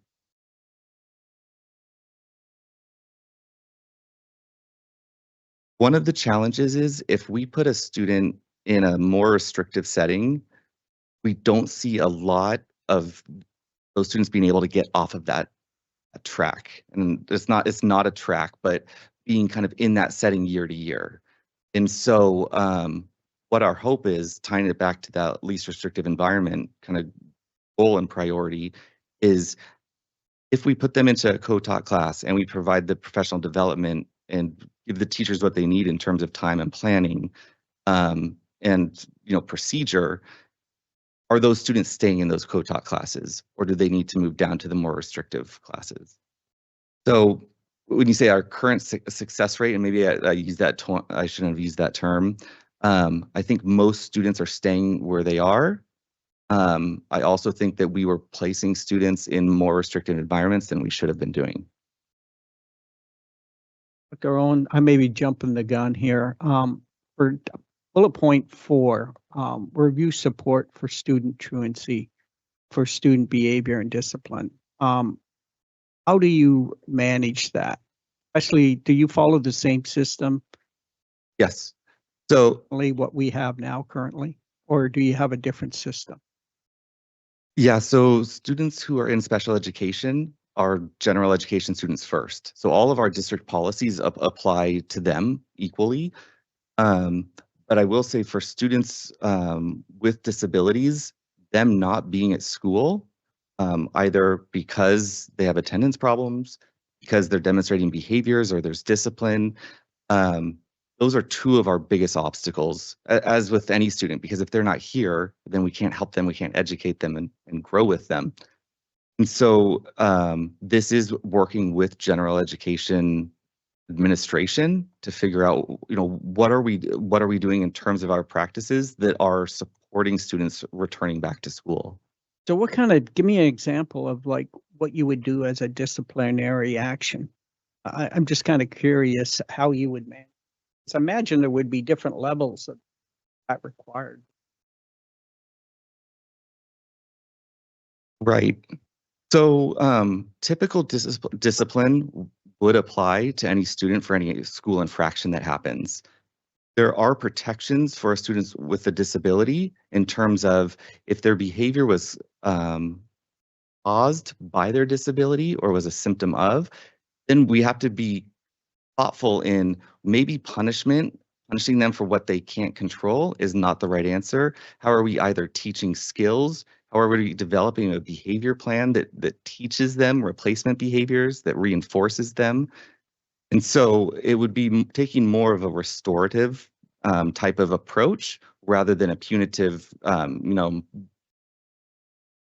I'll just add to what Dr. Owen was mentioning. If it turns out that what the infraction was a manifestation of the student's disability, legally, we cannot discipline the student without taking other steps that we're obligated to by the law. For instance, a behavior intervention plan, other interventions that Dr. Owen is going to mention as well. But while the same rules apply, the level of discipline of how it's applied and when it's applied is vastly different for a student that has an IEP. Thank you, Dr. Cass. So yeah, when you go through, I'm going to elaborate a little bit more. I really want to get to the concerns that I have about other students' safety and how you manage that, but we can discuss this because if I keep asking questions, you'll never get through this. So please go ahead. And then a theme that you'll see through this is really looking at how we're orienting and supporting our new staff.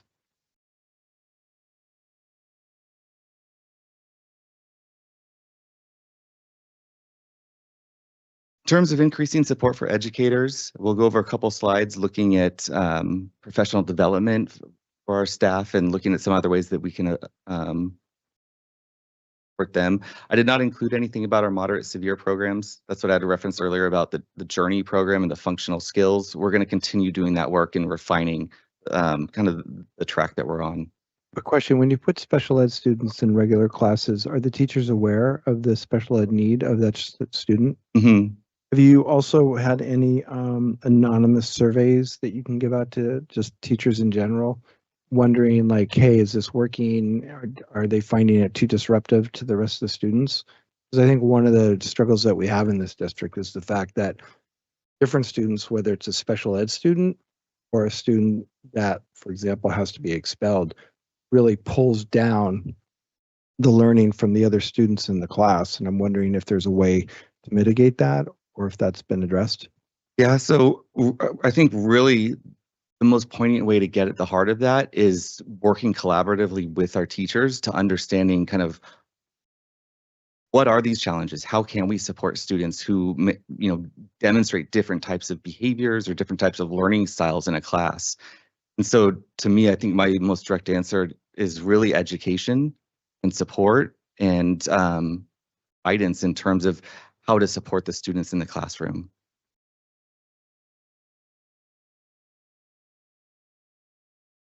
Okay, so this was a slide also from last time, just looking at who our staff is. Our classroom teachers and instructional aides in the classrooms. The question about the contract, part of the educational process. Who do you use that? Who do you use for the contract part? Oh, the contracted services. Yeah. So for every student has a case manager who's a special education teacher and who oversees the IEP. That's the teacher who distributes the IEP to all of the teachers of the various classes. And then a student may require additional services, something like if they have a speech or language impairment, they might need a speech pathologist to work with them. Or if they have a challenge with fine motor skills or sensory skills, they may need an occupational therapist. It's related services like those, speech and OT, and some different therapies. That's who we have the contract with. Okay, thank you. So in terms of areas for professional development, so kind of, Mr. Weller, going back to your question about, all right, how are we supporting these behaviors? This is the aspect of education, I think, and looking at this upcoming year, really looking at two different facets. One is around behavior and safety in terms of accommodations and special factors, understanding behavior escalation and how to respond to escalation and behavior. And then I'll go through the functional behavior assessment and behavior plan in just a moment. We also do regular restraint training, and the special circumstances instructional assistant is an evaluation that looks at what type of personnel support may a student require. And so these are areas that we're really going to focus on with different teacher groups in terms of understanding kind of what are the responses for some of these different challenges. That's a big list of areas of focus. Yeah. Do you have maybe two that are the top priority? The reason I put it all up there is it's kind of all a tiered hierarchy of response level. And so I think what happens a lot of times is if there's a challenge and we're looking to solve the problem, it's very clear in terms of what the expectations are and what needs to be adjusted. Let me jump ahead really quick. So first, we'd be looking at the environmental, the setting that the student's in and what types of accommodations or strategies a student can use. And so it's this process through kind of trial and error, but being thoughtful in implementing an intervention and seeing if that's an effective intervention or not, that we kind of progress through the IEP. So if those accommodations, the changes to the environment aren't working, and this can be for anything, for learning style, for a behavior, for addressing a medical need, just any challenge in a classroom. The next step, if you can't make those tweaks that kind of help to make it all go naturally, then we're looking at developing goals, specific goals, like we talked about before, that this is a specific skill that needs to be taught to a student. With that comes a service. There's a person or people who are going to teach that skill.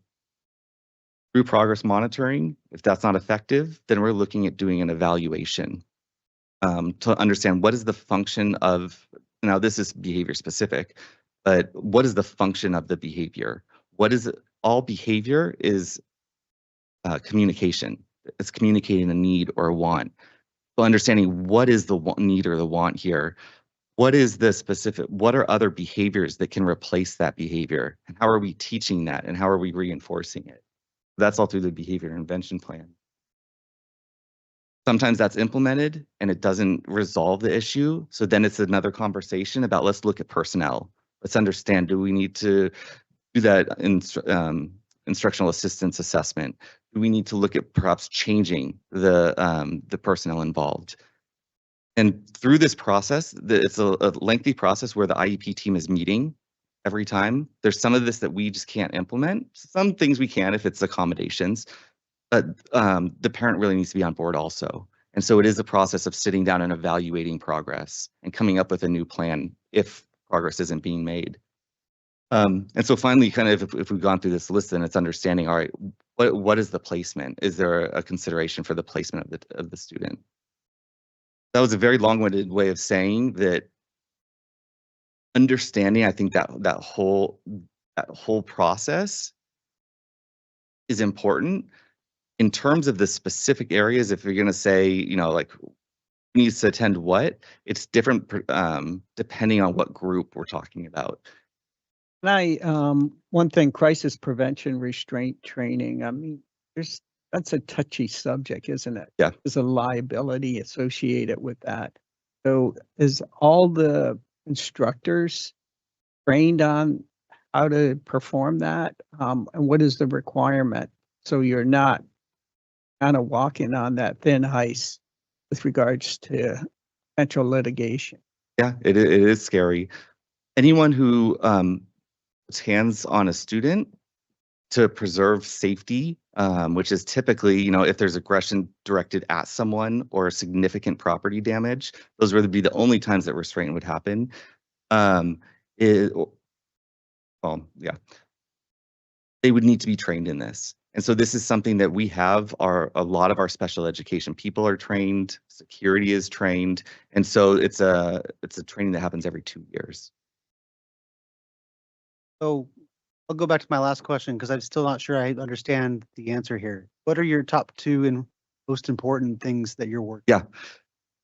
So in terms of talking about general education teachers, mild to moderate special education teachers, it's 100% the first 2. They may deal with some behavior plans, but it's really about how can we accommodate and find alternative ways for students to access what they need without changing their setting, without having this extensive behavior plan. And so these are a lot of good strategies and just understanding, like, what does escalation look like? What are some responses if a student, you know, stands up and it yells in exasperation? So that's useful things for teachers. And when we look at like our school psychologists and our behavior specialists, it's 100% the behavior assessment because they're the ones conducting that and understanding what are we looking for? Is this consistent across each of our sites when we do an evaluation? Then how are we writing behavior intervention plans that teachers actually understand and are willing to use? That's why, Dr. Owen, let me jump in here real quick. There was a request from the board from the special ed department to address safety. And this was an example of how safety is being addressed in our special education classroom. So to answer your question, Board Member Williams, professional learning and how to make our special education classrooms safer and to improve instruction. Column left and right. So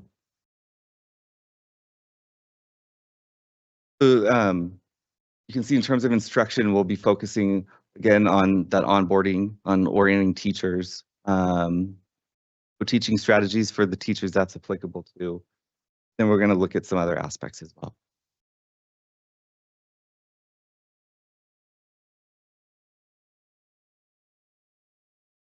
Another request that came up the last time from the board was looking at our instructional assistant numbers. Right here, I was able to pull the year that our instructional assistants levels 4 and 5 started with us, because one question was longevity. So you can see, you know, some have been with our district for many, many years, but about half of our instructional aid staff is new since COVID. I just want to bring something up, and I'm going to go back to the safety part of this. And I'm just going to give you a case sample. But my wife, who he actually the special program. Here in the district, David? Yes, What school, do you know? elementary school. Okay, so She's she's in the roaming. She elementary. goes whenever there's a need for special needs educator. She comes in and helps out. So she's an assistant support in the elementary district. Exactly. Okay. Okay. And I know this is high school, but I just want to give you an example. So one time there was a troubled child who actually ended up becoming violent, and my wife had to hold back. But what was really there were people standing around watching this. This was cafeteria, and another student with special needs came in and had to restrain the kid himself, and the vice president, a principal, sorry, my bad, basically said, "Hey, why is this kid holding this other kid back?" So my thing is, in that situation, was it lack of training? Was it the wrong people were there at the time and didn't know, or were the people not properly trained? I'm just giving that. And maybe I'm not being clear in my delivery of that, but it was pretty straightforward. One kid got violent and attacked another kid. My wife had to intervene, and one of the students actually had to restrain the kid. And then the principal came down, basically intervened, asked that question. So David, let me interrupt here a second. Are you basically looking for under the areas of professional development, where under the column of professional development, behavior and safety, do you think that you were looking more for presentation on behavioral escalation from Dr. Owens? Because this is a pretty broad presentation, so I'm trying to hone down exactly what you're looking for so that we can give direction to staff. I'm really more concerned about safety and how that impacts other students. That's what I'm looking for. And are we understaffed?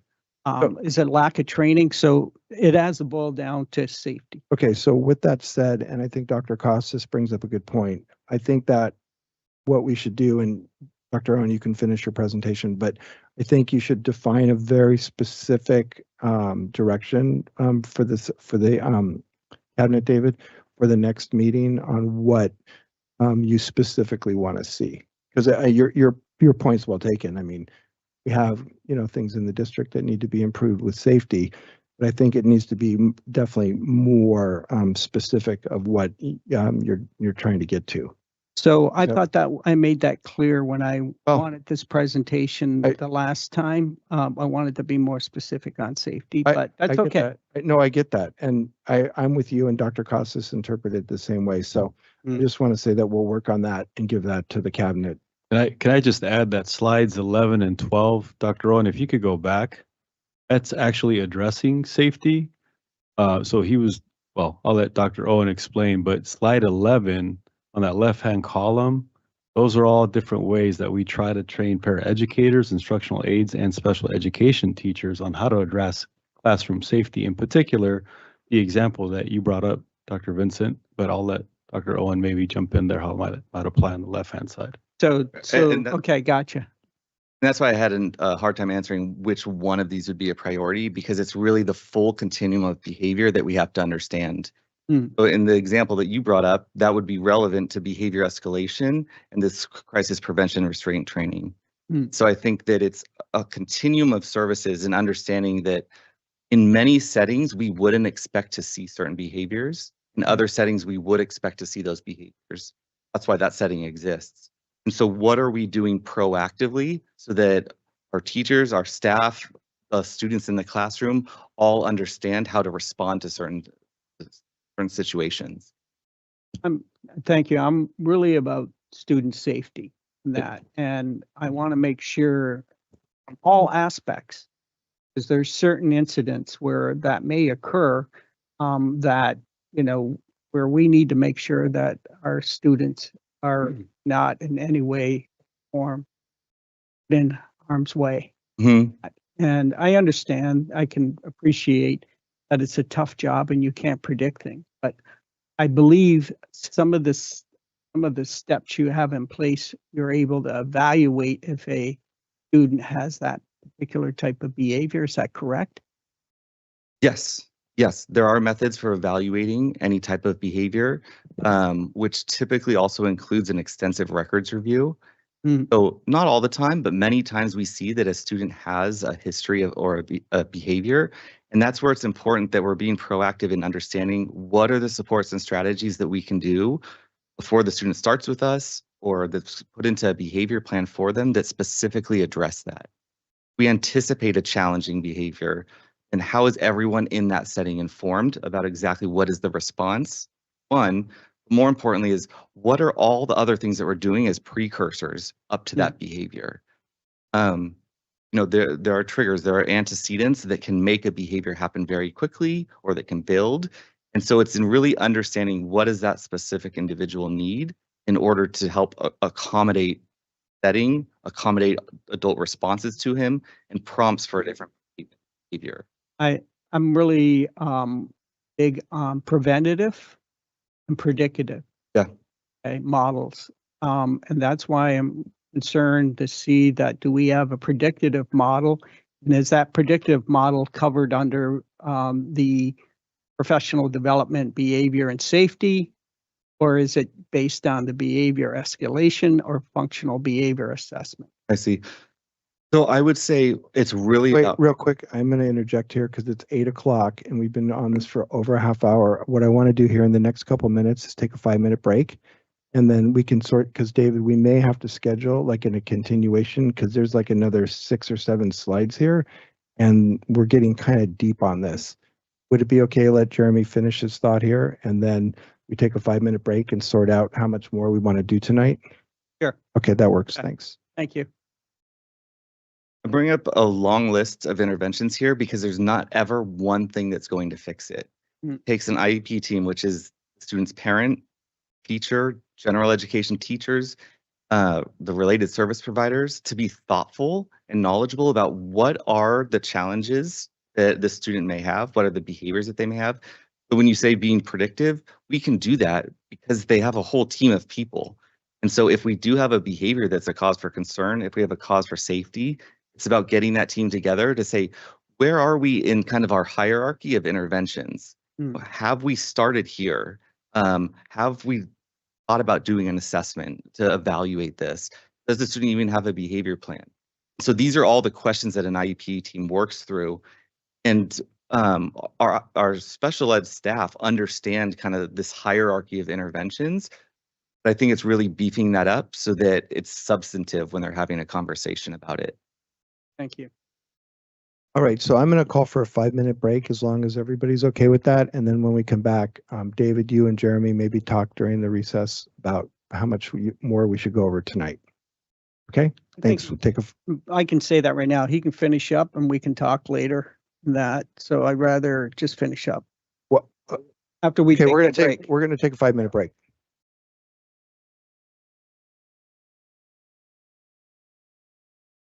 Yeah.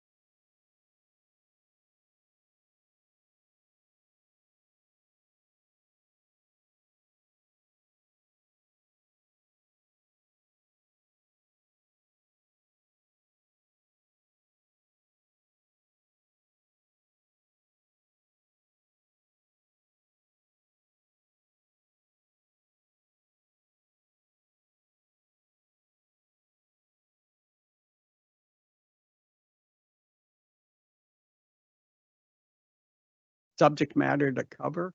I'm going to work with John and yourself and Dr. Cassis to discuss specifically what we can do on this, to get more understanding of your safety protocols from a risk perspective and how we can prevent any potential issues occurring in the future in that. So that being said, I think we need to move on, and we will have addressed this topic with John, Dr. Cassis in the future, and I'll put some more guidance together of what my expectations are. Sure. Okay. Thank you, Dr. Owen. I appreciate your time tonight. I would like to request, if we can at least finish up the slide presentation. Right. Not just wrap it up now, but Well, rather quickly. if you want to wrap it up quickly, like in the next 3 or 4 minutes, go for it. Without a whole lot of details and questions and follow up on. Okay. But I'd like to at least. Okay, so yeah, I can move through this very quickly. So in terms of our instructional assistance support, similar to some other themes in supporting staff, is really about how we're onboarding and providing consistent communication and professional development.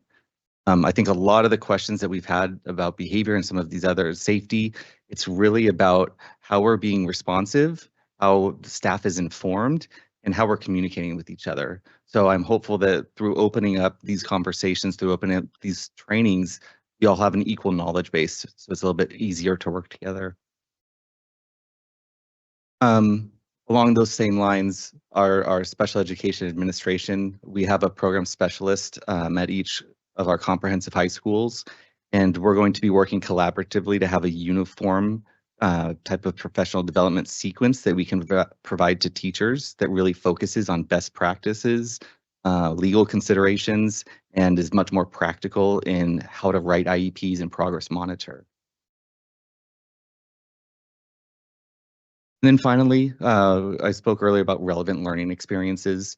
There's a component of the individualized education program that sets transition goals.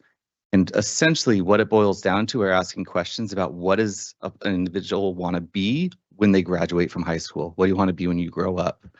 And this is going to be an area of emphasis for all of our students next year, from students who have mild to moderate disabilities and are in co-taught classes to some of our students at non-public schools. At really trying to make the IEP process very student-centered in understanding what is the student's hopes and aspirations for after high school, what is the family's hopes and aspirations. And I'm hoping through this lens that one, we're able to become much more poignant and proactive in leading that student to positive outcomes for post-high school, but also so that we really know our students and can make it relevant and can increase the rigor at an appropriate pace. And that's going to look different for every student. So, I think I went over a lot of this, but really looking at understanding backwards mapping for the student. So understanding if they want to have this job, or maybe it's a student who has a lot of self-help challenges, but they want to live independently. What are we doing in the time that we have them that can have them make progress, and so that they can be independent and more autonomous and have the skills that they are hoping to have to reach their goals? There we go. Thank you. Thank you, Dr. Yeah. Owen, very much. Dr. Owen, I appreciate your time and that, and we can talk further about the safety aspect. Thank you. Thank you. All right. So now we move to Section E, public content. And do we have anybody from the, so on the report from the California School Employees Association, Chapter 219, I will take that as a no. And then report from the Escondido Secondary Teachers Association. Anybody from there? Is the hand waving means you're coming up? Okay.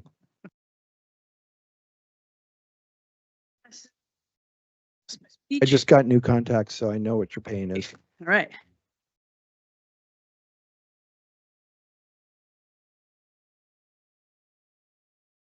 Good evening. wow. My daughter's here with me and she's like, Mom, how does this end? I get to go into school late tomorrow. So- That's why we wanted to speed it up. I'm calling in work to sick too, so we're good. So before I jump in, I just wanted to point out my 7-year-old is not here with me tonight. She gave me this before I headed over. And this says, it says, eres fuerte. She wanted to remind me tonight to just use my voice and to speak up when I see injustice. Eres fuerte means you are strong. And shout out to the Spanish teachers because un saludo a las maestras de mis hijas, porque sin ellas, let me start again. My oldest daughter is going to criticize all my pronunciation, but un saludo a las maestras de mis hijas, porque sin ellas, mis hijas no serían bilingües. And a real shout out, both my daughters are bilingual. And it's a real honor to be their mom. And just know that even though she's judging my pronunciation, I'm here really to speak for our Spanish teachers, right? And to our teacher layoffs that continue and our counselors. So first, I wanted to just bring up the cuts that we're making as a district. I really had hopes that when our district started making cuts, the first thing that they would think of is how can we start these cuts furthest away from our kids? And that's just not what's happening. Percentage of cuts that's falling to teachers and counselors far outweighs any other group. We did receive some good news, right? 3 English teachers, 1 PE and 1 social science, their layoffs were rescinded. But the bad news is the ag teacher, and with it, the entire ag program at San Pascual is being chopped. The entire ag program is gone. 4 Spanish teachers, and a counselor who I know our student board members spoke to last month in terms of how that impacts their ability to meet with their counselor, which is already difficult. And now we're continuing to cut counselors. And I imagine that you've been led to believe that there are being cuts made to management. And I guess that just depends on your perspective. From our perspective, cutting mental health clinicians and a social worker, those aren't cuts to management. Arguably, none of the cuts that we have been told about even come close to actual district administration. In fact, and I know you already know this district already spends more on administrative salaries as a percentage of algo than Fallbrook does, and Sweetwater, and Oceanside, and San Marcos, and Grossmont, and then San Dieguito. You guys make that possible. That's where our money and priority is, in administrative salaries. That's where it's tied up. So choosing to cut teachers and counselors, the ones with the most direct contact with kids, not actually administrative salaries, that's questionable priorities. Not only do we already spend more there, we also spend less on our teachers and counselors than, guess what? Rosemont, San Marcos, Sweetwater, and San Dieguito. So when cuts are proposed and then acted on, I find it alarming that our district administrators are saved. And I say district administrators, and cuts are being made as close to kids as possible. I don't even think I need to mention the ever-expanding reserves that we sit on. You should not be cutting teachers and counselors while quite literally and intentionally building a reserve. It serves no one in this community, and I do not remember any board members running on that platform. Cut teachers. Second, last month, I spoke about cuts to TOSAs. TOSA is a teacher on a special assignment. They usually are supporting an area of need. For example, you guys got a presentation last month on attendance TOSAs, which were cut. So I thought it was funny that you guys had a presentation on it. or math teachers, right? Coaching math teachers, things like that. So ESTA is being told that as of right now, there are 35 TOSA sections that are currently in place now that won't be there next year. That's the equivalent of 7 additional teachers being cut. That, my friends, is called a reduction in force, or a RIF. However, this board did not take proper steps to cut TOSA sections. Dr. Good and this school board have not followed the law with these RIFs. And I'm happy to stand corrected, but we have seen no board action to eliminate 35 sections. As a reminder, last year, this board did take proper action with a RIF, or a reduction in force, of 2.8 TOSA sections. So the board properly adopted a resolution and reduced those sections. This allows for timely notifications to the teachers impacted and afforded them due process and their rights in a layoff situation. That's the law. No such board resolution regarding the elimination of 35 TOSA sections exist. Don't think I need to tell you, but you're not above the law. Lastly, I wanted to circle back to the MYPs that I spoke about last month. If you remember, I gave my embarrassing example of how I thought pointing out actual growth in district reserves would be met with some sort of understanding by a board 13 years ago.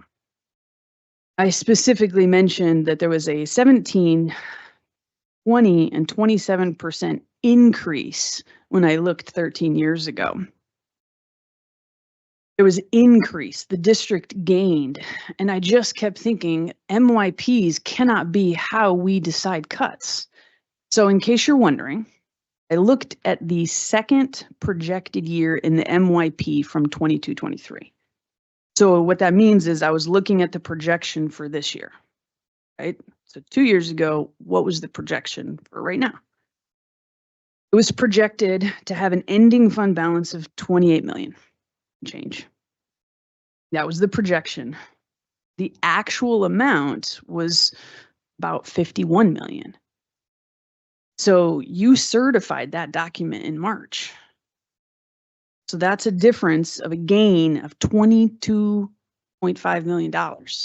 You certified those results in the same meeting that you claimed for deficit spending and we need to cut.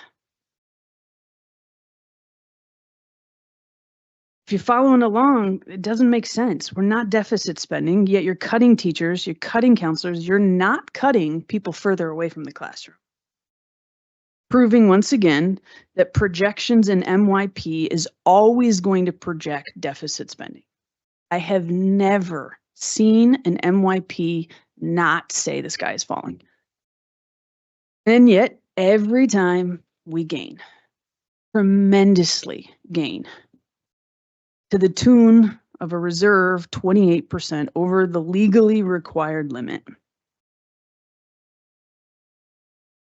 And I heard the comments that many of you made at the end of the last board meeting insisting you do care. And I am assuming that was directed at me, wondering how boards make cuts, claim deficit spending, and certify growth and reserves all in the same meeting.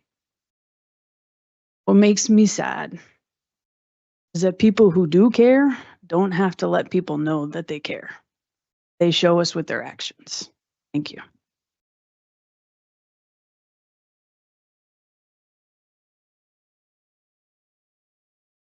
All right, well, we appreciate the. Plus some clarification from please. staff, please. Yeah, please. I want to understand this resolution that is being claimed that was necessary that we did not, and help me understand TOSAs are teachers on special assignments, so they're a temporary position rather than a permanent position. Please help me understand that resolution and what would have been necessary from Ms. Katie's perspective. Thank you. From Miss Katie's perspective on the TOSA sections that are not coming back for next school year, believes that those should have been included on the layoff resolution. Our assertion is that that's not necessary. It's akin to this year we have 15 sections of world history. Next year, we're going to have 10 sections of world history. We don't bring that for a layoff annually. Our position is, this is akin to that. And can you help me understand those TOSA positions that were, the TOSA position that was eliminated? None of those teachers on special assignments have been laid off, Correct. They have not lost their jobs. not lost their jobs. Okay. So I don't understand why I just really am not clear as to why a resolution would have been necessary for TOSA position. We don't believe that it was. Okay, thank you. And to follow up on that, Trustee Knight, so there was a comment made that we broke the law.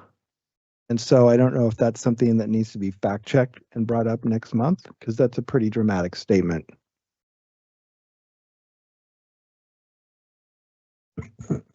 I can provide our belief is that we have not. Say that again. Our position is that we have not. Okay. All right. So we may want to have that in closed session to follow up on that, but thank you. All right. Unless there's any other comments, let's see. So now we're going to move on to section. Oh, yeah, Christy. No, okay. Section E3, comments from the public on non-agendized topic that like. Oh, hi. We're moving on to you.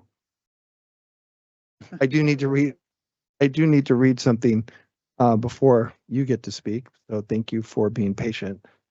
So for the public at home, this is on non-agendized topic that lies within the subject matter jurisdiction of the board. This is to be read by me, the president. The board shall limit total time for public input on each non-agenda topic to 20 minutes. Generally, each person may speak up to 3 minutes at the board discretion in order to allow all persons to have an opportunity to participate. If desired, the board may reduce the time. We're not going to do that tonight because there's only 2 of you. In the event more time is needed for public comment on non-agendized items, we'll move that to the end of the board meeting at J1. And the board looks forward to and encourages your participation. We have received cards from 2 people who wish to make public comment during this meeting. Oh, the first person, well, since you're standing there, I have 2 cards. What's your name? And I'll just go with your card first. I'm Veronica Middlebrooks with Grand Canyon University. Okay, hold that thought real quick. You didn't have a speaker card for you. But if you'd like your 3 minutes, we can go ahead. One I can Fill one out afterwards, please. Okay, that sounds good. Okay, go for it. Well, good afternoon or evening rather, superintendent and board members. My name is Veronica. I am the local counselor in the San Diego County area for Grand Canyon University. I just wanted to share some of the awesome resources that we provide for school districts. We are providing some of these same resources for your the elementary school district as well. So we wanted to extend that offer to you guys at the high school district. So I want to talk about a little of those resources that we offer. We offer what's called a participant and learning and leading leading servicing alliance. And basically what that means is this is an innovative program that's designed to support public school districts. And it is a no-cost, non-exclusive participant program that is easy for folks to join. It's super impactful for educators, for families, for students, and the community.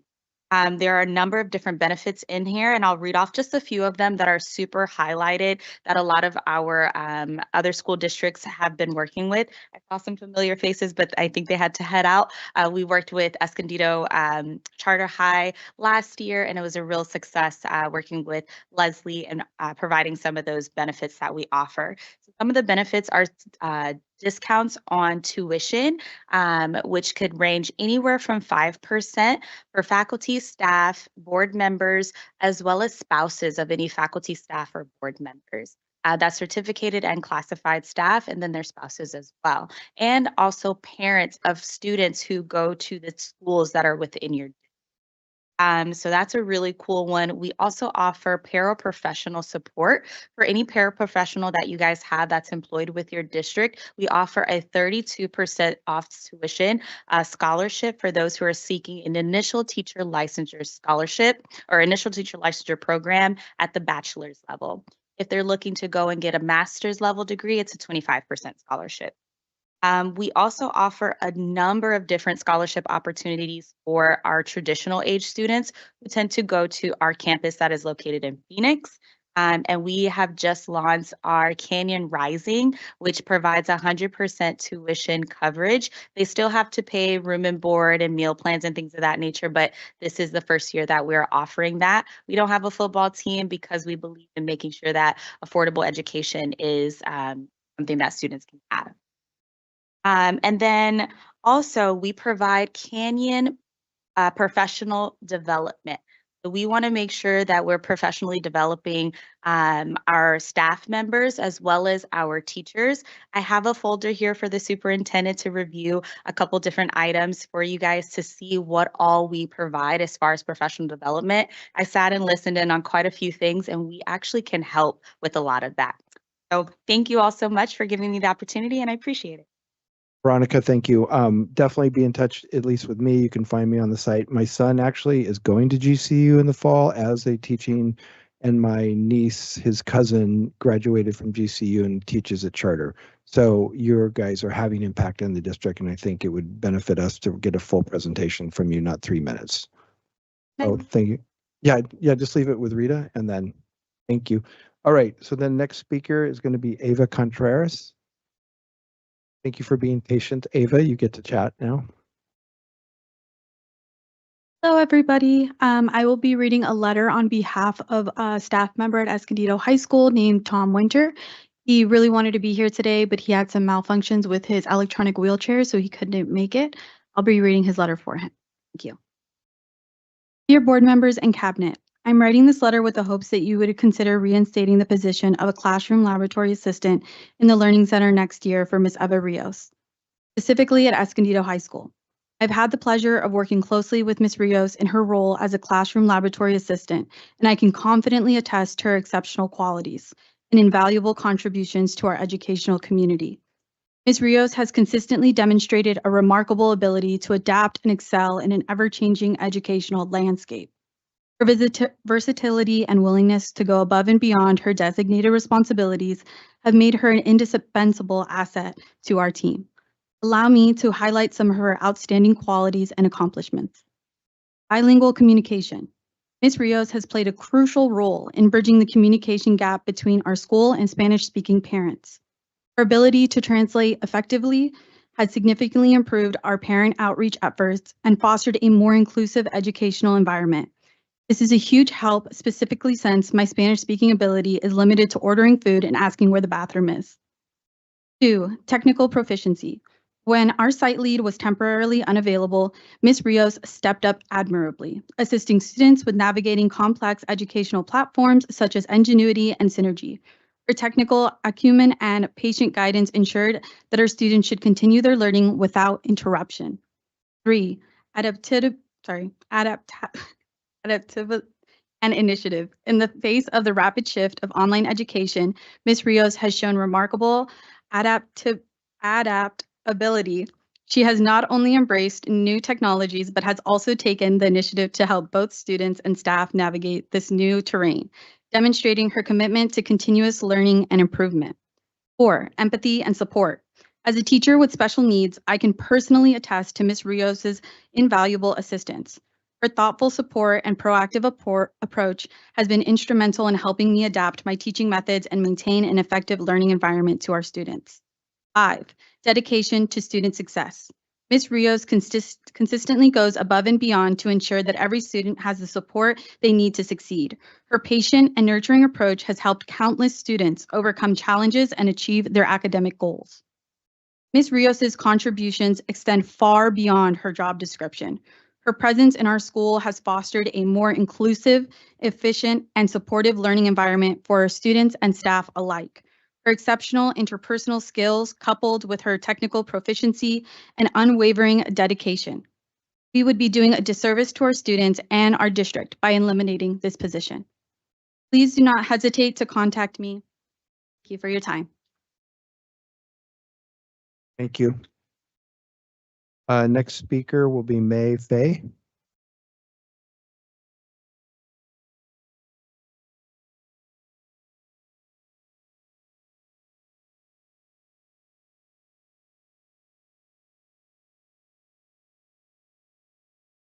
Good evening, board members and cabinet. I am the Learning Center lead at Escondido High School. I am here to respectfully ask that the position of laboratory classroom assistant be continued for next year at Escondido High School. This position supports 8 independent study classes and 11 campus online classes. Many of our independent study students have opted for independent study because of issues affecting their success in campus classes, including anxiety, autism, PTSD, and bullying.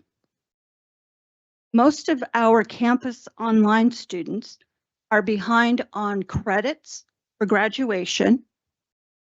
Our lab classroom assistant calls home for all of these students if they aren't attending class or not working on their online courses. Independent study teachers are required to meet one-on-one with students at least once a week. When the teachers are working one-on-one with students, the lab assistant opens and proctors tests, helps students with work, supervises and monitors students, escorts students who face campus safety issues, and keeps detailed records of all her contact with families, which are shared with the teachers. Our classroom laboratory assistant welcomes students when they come into our building, reminds them when they need to be focused on work at school, and lets them know what they need to do at home. They are able to look up each specific student's individual needs and where they are at that moment and where they need to be. This person is trained on how to work with our online program for classes, our attendance and student information system, and our program for monitoring student screens. They build a positive rapport with our families in both English and Spanish. They make a critical difference every day and are an effective use of funding. This is why we were so shocked when we found out after 15 years of this position, it was there from the inception of learning centers, that it was going to be eliminated. I have created. Wait, I'm going to give you time to finish, but I was just curious how much longer you thought you had. 2 minutes. You get 2 minutes. Thank you, Mr. Well, I appreciate it. I was told by our site admin that they were not given a chance to provide feedback on this position's elimination, unlike the others that were eliminated at our site. Bring this into focus. There was a teacher who chooses not to have the classroom laboratory assistants help with their students. I'd like you to look at the chart on the right. I've also made some hard copies if you can't quite see it.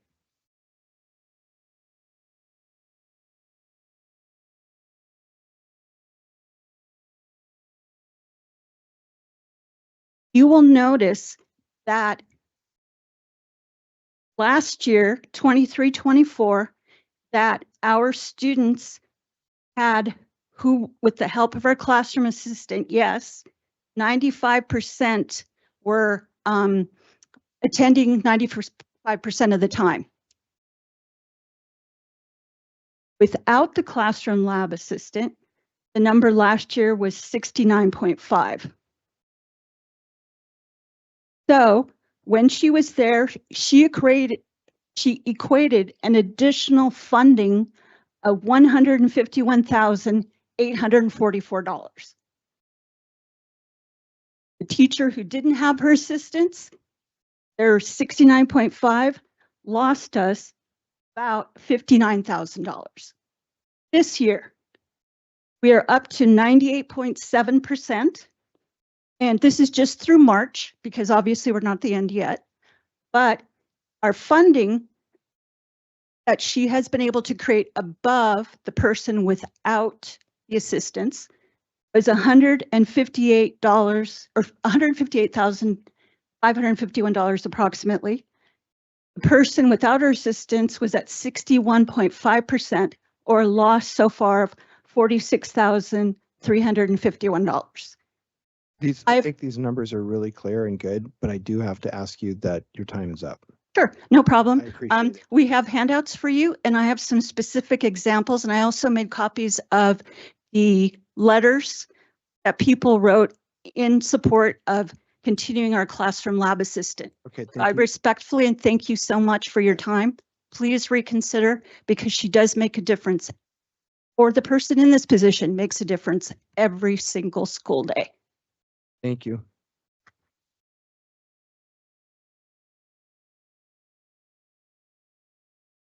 Dr. Good, just as a quick reminder, when do all the cuts have to be finalized? Approximately, oh, hey, Dr. Good, sorry about that. Approximately when do the cuts have to be finalized by? May what? Oh, the next board meeting in May. Okay, thank you so much. All right, so now we're moving to section F, Educational Services Division. And we're under, sorry, my brain's gone a little bit. Under the consent item, item number 1 in F1 was to ratify and approve field trips and conferences. And so I need some help here, John. I've pulled the one item from consent. Do we approve the rest of consent and talk about this, or do we talk about this and then approve the rest? We already approved the consent Got it. calendar. Okay. So this is converted to an action item now, so you treat it like any other action item. Okay. So then let me get that in front of me here.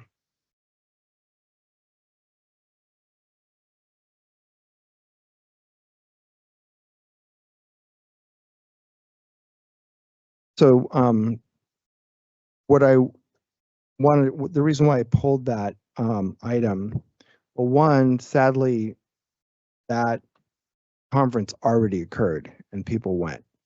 So I'm not going to make a big deal about that. I'm sure things, it's in their bill if you take a look. The conference was on April 3rd through the 4th. So people went. The thing that kind of caught my eye is the whole deeper learning conference. And I think you've been very helpful, Dr. Casas, of providing a more detailed breakdown of conferences. And instead of getting into the whole deeper learning, project-based learning discussion tonight, I think what would help, in the same way that we had that presentation tonight from EdTech and the teachers, and I guess I don't know if we need to make this as an action item or we can talk about it next month, but I'd like to know the specific breakout sections that the teachers or administrators are planning on going to at the conferences.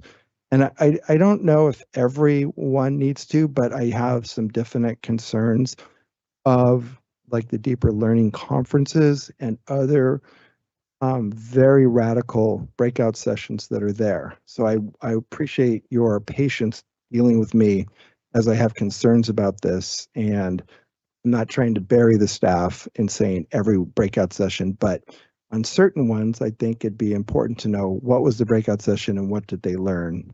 I don't know if we want to talk about that right now, or I can give some context if that'll be helpful. Yeah. Number one, we've been sending teachers to deeper learning for the past 6-7 years.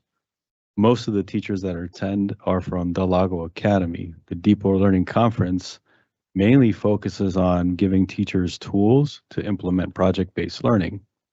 as you know, Delago Academy is opened as a project-based learning school. Also happens to be our highest performing school past 12 years. This particular deeper learning, and the reason why it's on sort of a ratification, it already happened, was because 5 of our teachers were offered to go for free. The one that was not going for free slipped by because we thought everybody was going for free. And the board policy is that anything above $1,000 has to come to board. They were invited for free because a lot of them presented, and there are CTE teachers, which you know well, Orange Glen High School, screen and printing and design, which most of our CTE courses are project-based learning because you're not going to take a multiple choice test or an essay in construction or also in CTE print. So happy to get some of those teachers. Most of them went to present. Some of them attended workshops, but happy to invite them. I will say that it is their discretion to come. And if we're forcing them to come, we have to pay them and they could say no. You might just get a summary from myself or Carissa Duran. I'll remind the board that Carissa Duran did have a whole presentation on project-based learning this year. So happy to do whatever the board like. I appreciate that. I did not link deeper learning to project-based learning. John briefly pulled me aside earlier to kind of bring me up to speed on that. So what I'm thinking is that a while back, I had some concerns on the conferences we were attending. And if I remember correctly, Trustee Knight had suggested that maybe we put some details together of acceptable and unacceptable, either conferences or topics at the conferences. So what I'd like to do is, ask for my other board members if anybody else would be interested in bringing back to the board the ability to define some of the topics that we would like to see at conferences and some of the topics that we wouldn't be interested in seeing at conferences so that we could put some structure in place. Is anybody else interested in that?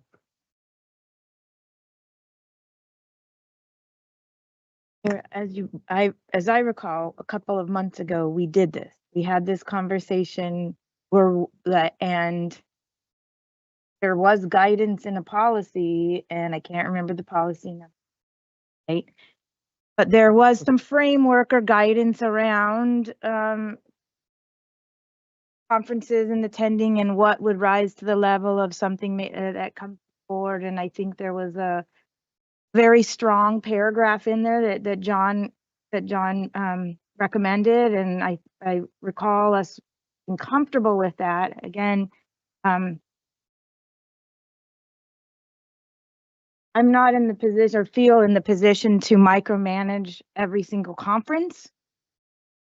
So to the extent that we ask for feedback on conferences and understanding what is being learned, what is being taught, what is being brought back, I think that is important. But it's a lot of work for the board to be micromanaging that level of it. And I do feel like we put some guidance in there.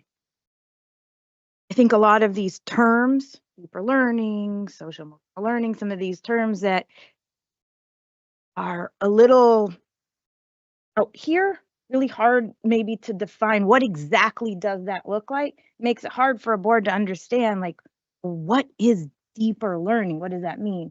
And it just puts a lot of vague, some of these conferences seem hard for us to understand, but yeah, I just, personally, I feel like we've put some safeguards in place that I feel good about. That's kind of where I am with it. No, I appreciate that. Thank you. Conferences that start to raise concerns, this discussion may need to happen again about what those guidelines look like. But right now, I'm in agreement too. I mean, I think we've got good guidelines and we're keeping track on things. We've got more insight into what's going on. I'm trying to say, I want to know just which sessions someone went to. I think that's really pushing it. It's like saying, well, you went to the CSBA, AEC. Bob, which sessions did you go to and why? And I want to cherry pick which ones you can go to. And that wouldn't be a good idea. So I'm kind of like, in agreement that what we've got in place is good until, you know, maybe we find that it isn't, but I think we're doing okay for now. Thank you, Bill. I'm assuming all these conferences have to be pre-approved. Is that correct? Okay. And that's part of what the policy stated that you're referring to, that there is a system in place that we have in order to get approvals. So what happened in this case is because we're leaders in this area, we were invited to present at the conference, and there was a misunderstanding, and extra person who wasn't comp. And so that doesn't typically happen. So that's why you're being asked to ratify rather than approve one of these. But you'll notice over the last several years that usually all of the conferences on this list are future conferences. Yeah, no, we can totally understand that. Who's the presenter? Who was asked to present at this conference? Do we know? It's Carlos Felix and Aleta Naya, Cassiopeia Guthrie, who right now is a teacher in residence at Cal State San Marcos, but is our employee. Ah, okay. Well, I'll work with the sorry, I didn't mean to cut you off. Okay. We've tried to be very intentional about making sure that the conferences align to our goals, which is partly why you see a little more detail on this listing than we have in the past, to let you know which goal we're trying to accomplish. Training. Yes, I appreciate that. All right, I will definitely work with you to look at the review, the policy that I know that we passed a while ago, and I'll also go back and look at the project-based learning presentation. And I appreciate you guys' patience as we work through this. So thank you. All right. So it was an action item now. You'll need a motion and a second approval. There was an action item. I'm so sorry. F1, is it? You pulled it from Wait. consent, so it is now an action. Oh, I'll make a motion to approve or to ratify and approve field trips and conferences. I second it. okay. Let's see. Student board member in favor, say aye. Aye. Board members, all in favor, say aye. Aye. Aye. Any opposed? None opposed. The motion carries. So there we go. It's approved. Thank you, John. All right. So then moving forward here, going down the list, F1 to, oops, I just lost my screen. So if somebody F1 and 2 were consent. F2 is on consent and approved already, bringing us to 3 at this time to approve curriculum revisions in the area of guitar and piano. Okay. So can we get a motion for that, please? So moved. I'll second. Do we want to have any discussion on that? Other than we like it? Student board member in favor, please say aye. Aye. Elected board members in favor, say aye. Aye. Aye, none opposed. So that motion carries. Let me see if I can get my screen back here, John. 1 second. So,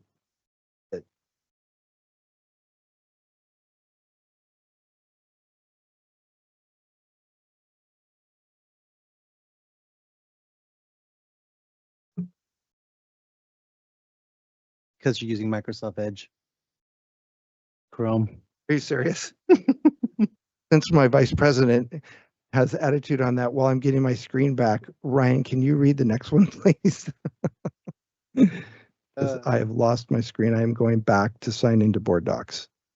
Absolutely. So I'm reading the F4. 4. Right. Actually don't know how to do this. That's not a Do problem. this. I didn't mean to put you on the spot. Can I get a motion in favor or Yes, F4 is a recommended action to approve a new course, data science. So moved. Second. is there any conversation on that? I did find it so fascinating that before I came here, I decided to print it out and I noticed that I'm going to have to get another color printer at home. But I'm really excited to read this because based on what we saw with the one student tonight, that I think this will be a really good course. So since we have a motion and a second, I'd like to add to Oh, yeah, that and please. just say the same thing because I think it is great to have this as a course and look to expand on things like this in the future, maybe. I do have a question in terms of the teacher or teachers for this class. Do we have people who are ready and trained and able to teach the class? Yes, it requires a single subject math credential, but also specialized training, which we have provided and will continue to provide. This course has been piloted this year. Correct. Perfect. Two Yep. sites. Yep. Okay, excellent. Thank you for putting this course together, Dr. Costas and staff. And so with that said, we are now, we're at the 3, we did the piano, we're now at 4, F4. Yes, we're gonna call the vote. So student board member, please, if you're in favor, say aye. Aye. And then elected board members in favor, say aye. Aye. Aye as well, none opposed, so that carries. So that's excellent. Looking forward to seeing that in the curriculum. We're now on F5, first reading of course pilots. There's quite a bit here, so Mr. Superintendent, I can. Okay, Dr. Costas, Yeah, I please. can jump in. These are pilot proposals for courses that we would like to pilot next year. There's quite a few, so I'll just provide quick statements about each one. The first one you see there is AP World History. This is to offer an alternate AP option in 10th grade. Currently, 10th grade students in social science can take World History, AP European History, and now we can add a third option, AP World History. Going down the line, AP African American Studies.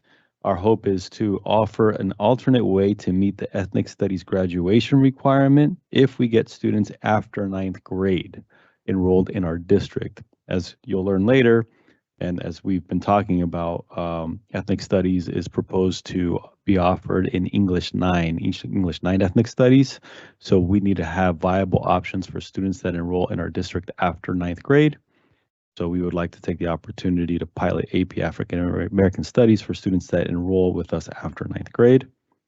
Fire technology is a pilot that we're excited about. You heard students from Orange Glen have been doing an after-school program in fire technology. Now this would be a CTE program during the school day. So we're pretty excited about that to add to our already expansive CTE options that we already have as our district. So we're really excited about that. AP Business Principles and Personal Finance. As you know, the district has now been piloting this year Personal Finance regular course or college prep course. This is an opportunity to pilot the AP Business Principles pilot course in Personal Finance that College Board has developed, and will be part of a national pilot. So one of the first in the country to actually pilot it. So that's pretty exciting as well. Congratulations on that. Long Yeah. overdue. Yeah, it's really exciting. And on the back, you see a description of English 9 ethnic studies, and I'll just write a little summary of the work that's happened. A culmination 2 years of work. Recall that last year the board denied the initial standalone ethnic studies course proposal on the grounds that it could adversely impact students' ability to take CTE courses. Accordingly, the board asked staff to rewrite the course to be embedded, to embed the ethnic studies curriculum into English 9. A dedicated team of English 9 teachers throughout the district, from one per school site, worked diligently to rewrite and redesign English 9 into English 9 ethnic studies. Additionally, every unit was also vetted and reviewed by this board's ethnic studies subcommittee that consisted of board members Christy Knight and David Vincent. Also, I want to publicly acknowledge the continuous dedication and effort of our Director of Curriculum Instruction, Kelly Grigsby, who's in attendance tonight, for her hard work on it. And we have members of the writing committee also present as well. These are all first reads. Thank you, Dr. Costas, so much. Can I ask a question? Yeah, there's no action, so it's just discussion. Okay. So do we have an AP First Nations or? Does not exist in College Board. And so what we do when College Board has a course, we basically just we copy paste their curriculum. It's what the College Board provides. So currently College Board does not have that course that you described. Reason why? We would have to ask College Board. I don't know. Okay. But if they would offer it, that I think we would jump on that. Absolutely. Good. I'm glad. Yeah. Thank you so much. Appreciate that. I think we should. Could we hear from the board members on that did participate in Sure, this? you know me, I was probably hear going to say a few things. But first, I do really want to acknowledge and thank staff that worked really, really hard to make this happen in such a short period of time and under circumstances that they quite frankly were not excited about to begin with. So I just want to acknowledge that and thank the first team that worked hard to develop that first draft that we looked at last year. And the work that was put in again over the last few months of taking time out, just a lot of work. And thank you to my counterpart, Mr. Vincent, for that, Dr. Vincent. It was a very enlightening process. Normally, the board is not involved at this level of curriculum development, but I think as we saw from last year and that letter that was sent out by the governor, there were concerns, and I was just grateful to be able to That's not you. implement, really look at some guiding principles that were really strong guiding principles that helped develop this.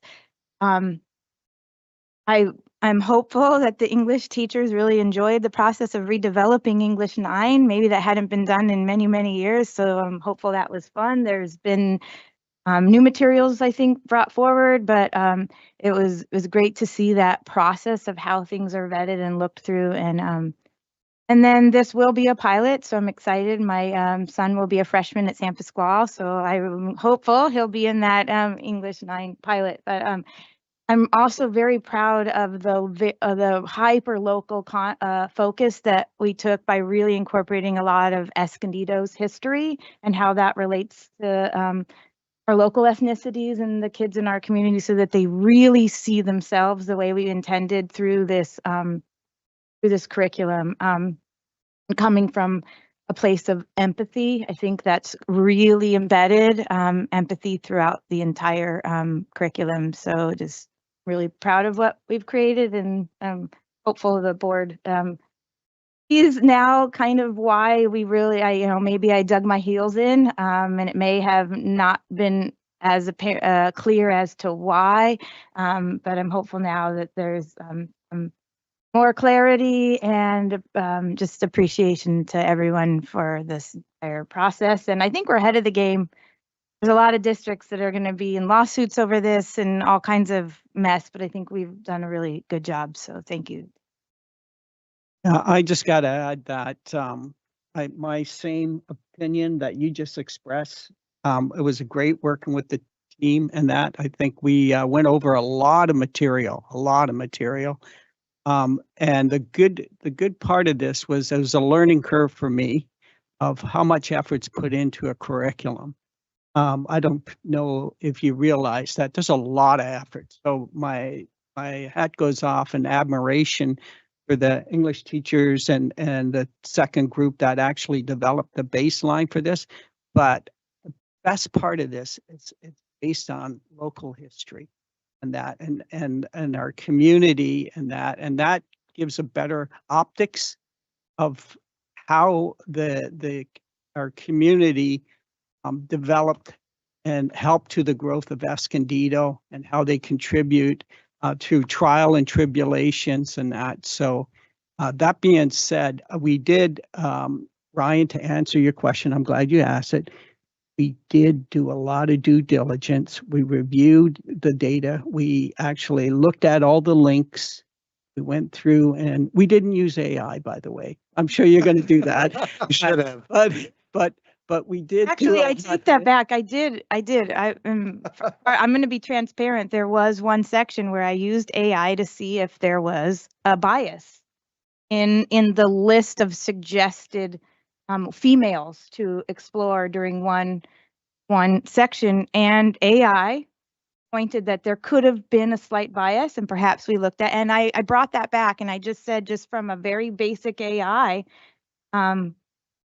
interpretation, there was a slight bias, and I appreciate the ability for everyone to take a look at that fairly and just say, like, so yes, I did use the AI. So it wasn't me making that statement, that it was. So I got to share, I started using AI and it just didn't give me the accurate response. I had to do a deeper research in the information I was getting from it. And I did a deep search on the AI, and I had to do more due diligence in what it was presenting and that to find out if there was bias. So to let you know, I stopped using it and did my localized research that based on the information that was put in the curriculum.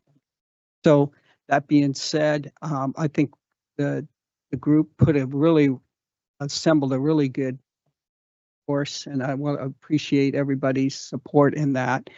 And I think we should definitely, not going to sway you guys, but I think this for a first read, this is definitely put together curriculum. And thank you, Dr. Cassis and the team and that for their support. I just want to thank Christine Knight and David as well, David Vincent, because they did not rubber stamp anything. No, they gave us feedback, and we would go back to the team and we would implement that feedback. And sometimes we would say, well, here's how they felt about it. And so it was a true collaboration. And so I'm just really appreciative of your perspective and the feedback you gave the team, and glad we finally here. So thank you. It was not a normal process, so thank you again to the board. And even though I may not have had all 5 members support the idea of how this happened, I'm hopeful that there's a little more understanding now as to that. And thank you to our student board members for staying up so late. Okay. All right. All right. Well, thank you all so much. I'm excited. Point of order or just a question going forward. So since there's a whole list of pilots, next month when we bring them back, are we going to be voting on them individually or as a group? They will come as a group. They will come. And is there curriculum already written for AP World History for the other pilots? Yes, for the AP courses, we just copy pasted what College Board gives. And so it is written, yes. Right. So then can the board, John, help me with this. Can the board be emailed that even though Send you the links to the college yeah. board. Okay, that works. Yeah, just to kind of take a peek. I am not thinking that any of us are going to rewrite them. I just wanted to see them. Okay, with that said, thank you all for that. We're now going to move on to an action item, which is F6, and this is the action upon recommended expulsion from the accused student for case number 9. It is going to be a roll call vote. And is there a motion? I move to accept and approve the recommended expulsion of the accused student for case number 9 from April 8th, 2025 through at least June 30th, 2025, and to accept and approve the stipulated expulsion agreement. Do I have a second? Second. All right, so we have a first and a second. So this calls for a roll call vote. I'm going to go down the line here. So then Christy Knight, how do you vote? Aye. And David Vincent, how do you vote? Aye. Ryan Williams? Aye. Bill Durney? Aye. And myself is aye. So then that action roll call vote passes. So then we're going to move to section G, which is human resources. And most of that was confirmed on consent. We did ask that item number G3, variable term waiver, could be explained. And then after it's explained, we'll have some discussion and then we can call for a vote. So Dr. Good, would you like to explain that, please? Be happy to. So President Weller, what you're seeing there for G3 and other members of the board is a variable term waiver, which is a local assignment option to keep a teacher in the classroom to allow, and in this case, to allow the teacher additional time to complete requirements for his English learner authorization. I'm a little lost. Can you explain that just one more time? So it's about the teacher, not about the student. Correct. Okay. So the teacher has not yet completed their English learner authorization to be able to teach English language learners in their content area, which this case is woodshop. And so to keep him in the classroom, he's well equipped. He just has not completed the necessary work to get that added authorization. This affords him additional time to do that. And required to do that this year? It's only approved for 1 year. So yes, the clock will be ticking and there will be some urgency to complete it. got it. And just to clarify, because I think I discussed this with John, like typically teachers complete that as part of their Credentialing pro, because correct. the person is a As- CE instructor, it wasn't Correct. part of that. So there's a different process for teachers to attain their designated subjects, their CTE credential. This teacher is the CTE designated subjects teacher. It doesn't follow the typical pathway that the three of us may have gone through where that was embedded in our credentialing program. Where I get tangled up all the time is variable term waiver. So it's a waiver. Yeah, totally. So the term waiver, so what are we giving? We're giving him extra time to We're applying to CTC to request an additional year. Okay, got it. For him to complete his EL authorization. And that's known as a variable term waiver. Correct. Thank you, Dr. Good. All right, any other discussion? We'll need a motion for that to pass. I'll move to approve. Second, Second. thank you. And we have no student board members, so all elected board members in favor say aye. Aye. Any opposed is no, so, and I say aye also, so that carries. So thank you for handling that. So that moves us down to Human Resources Division, item G4, approved proclamation in observance of School Nurse Day. We celebrated on May 7th, and Superintendent Peterson, did you have any comments on that? We'll turn it over to Dr. Good. Okay. So presenting to you with this proclamation, as you mentioned, recognizes School Nurses Day on May 7th. Our school nurses provide direct support to our students, their overall well-being and development, play a critical role in keeping our schools, students, staff well and safe. A fitting line from this proclamation that honors their work is school nurses understand the link between health and learning and are in a position to make a positive difference for children every day. I think this proclamation is a fitting tribute to their work in our district for our kids and community. Thank you, Dr. Good, for putting that. Can I get a motion, please? I'll move to approve. Are we allowed to? Yes, we may. Done? Let me get a second, and then you can Okay. discuss. I see that. Okay, and then David, go ahead. So I just want to add that, and then maybe since we're talking about nurses and that, I do have to acknowledge that the nursing profession, unfortunately, is not recognized as much as they should be. And I'm referring also to certified nurse assistants who get their salaries are $19 an hour. The governor approved and then rejected their $25 an hour salary. Those individuals work very hard. They have a lot of empathy. They take care, especially in the nursing homes. They take care of our elderly, our disabled, and they work very hard. They're exposed to bloodborne pathogens. They have a high risk level.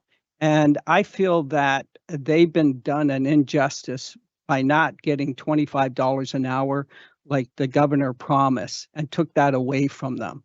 And that because what they do for our elderly, our disabled, our veterans is very honorable cause. And they have a lot of empathy and they love what they do. And I can speak personally because of my daughter.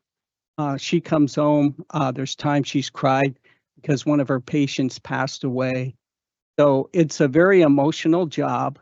They love it. They get into it for a passion, but they should be compensated for that. And I say all nurses should be compensated accordingly and that because it's an honorable profession. So thank you for having this recognition. I know it's school nurses, but I do appreciate opportunity to speak on that. Thank you, Trustee Vincent. If there's no other comment, call for the vote. So elected board members, all in favor say aye. Aye. Aye. Motion carries, allows us to move down to G5 and Here again, approve proclamation in observance of National Day of the Teacher to be celebrated May 6, 2025, and California Day of the Teacher to be celebrated May 14th, 2025. Dr. Good? This is our second proclamation that we're presenting to the board tonight. As you mentioned, May 6th as the National Day of the Teacher, May 14th is the California Day of the Teacher. I'll share a fitting line from this proclamation as well that recognizes the importance of the work that our teachers do in the lives of our kids every day. Teachers are a source of caring, concern, empathy, warmth, and love. The students in EUHSD are fortunate to have a team of skilled and caring educators who exemplify all of these qualities. I believe that this proclamation is also a fitting recognition of the important work our teachers do in creating a sense of hope and opportunity in the lives of our kids. Right, thank you. Motion to approve. Yeah. I'll second. All in favor, say aye. Aye. Motion carries. Where did the language for the proclamation come from? It comes off the CDE website. Also, CTEA has language that they include as well. All right. Moving down to G6, another proclamation, approved proclamation in observance of Classified School Employee Week to be celebrated May 18th through the 24th. I like how the classified employees get a week and the teachers get a day. 2 days. This is our final proclamation for tonight. You recognize that it's correctly May 18th through the 24th. Our 418 classified employees in our district fill various and critical roles, from maintenance technician, instructional aide, school secretary, campus security, student nutrition services, and everything in between. Collectively, they help support our students by ensuring they have clean, safe classrooms and schools, academic support to graduate and pass classes, and are well fed and ready to learn. I'll share a line from this proclamation as well. Classified employees serve a vital role in providing for the welfare and safety of EUHSD students. I think that this proclamation as well is a fitting tribute to their hard work, dedication to our students, staff, families, and community. Thank you, Dr. Good. Can I get a motion? I'll move to approve. Second. And all in favor, say aye. Aye. And that motion carries. I will say, just from the maintenance staff, the gardening staff, our high schools look really beautiful. I really am impressed with the way they look. They do a nice job. Yeah, really nice. I care about grass, so my wife gives me a hard time about the fact that I really care about grass. You should go look at San Pasquale High School and the work that they did outside. Yeah, I did. Actually, I drive by it almost every day, and I was like, well, look at that. They did all that new landscaping and the and in school colors to boot. Oh, I'll have to notice that. I'll have to notice that better. Thank you. Okay, so then item number G7, ratify tentative agreement between Escondido Union High School District and the California School Employees Association, Escondido Chapter 2019. Dr. Good? Yes, pleased to present to the board this tentative agreement that we reached with CSEA for the final year of our 3-year contract.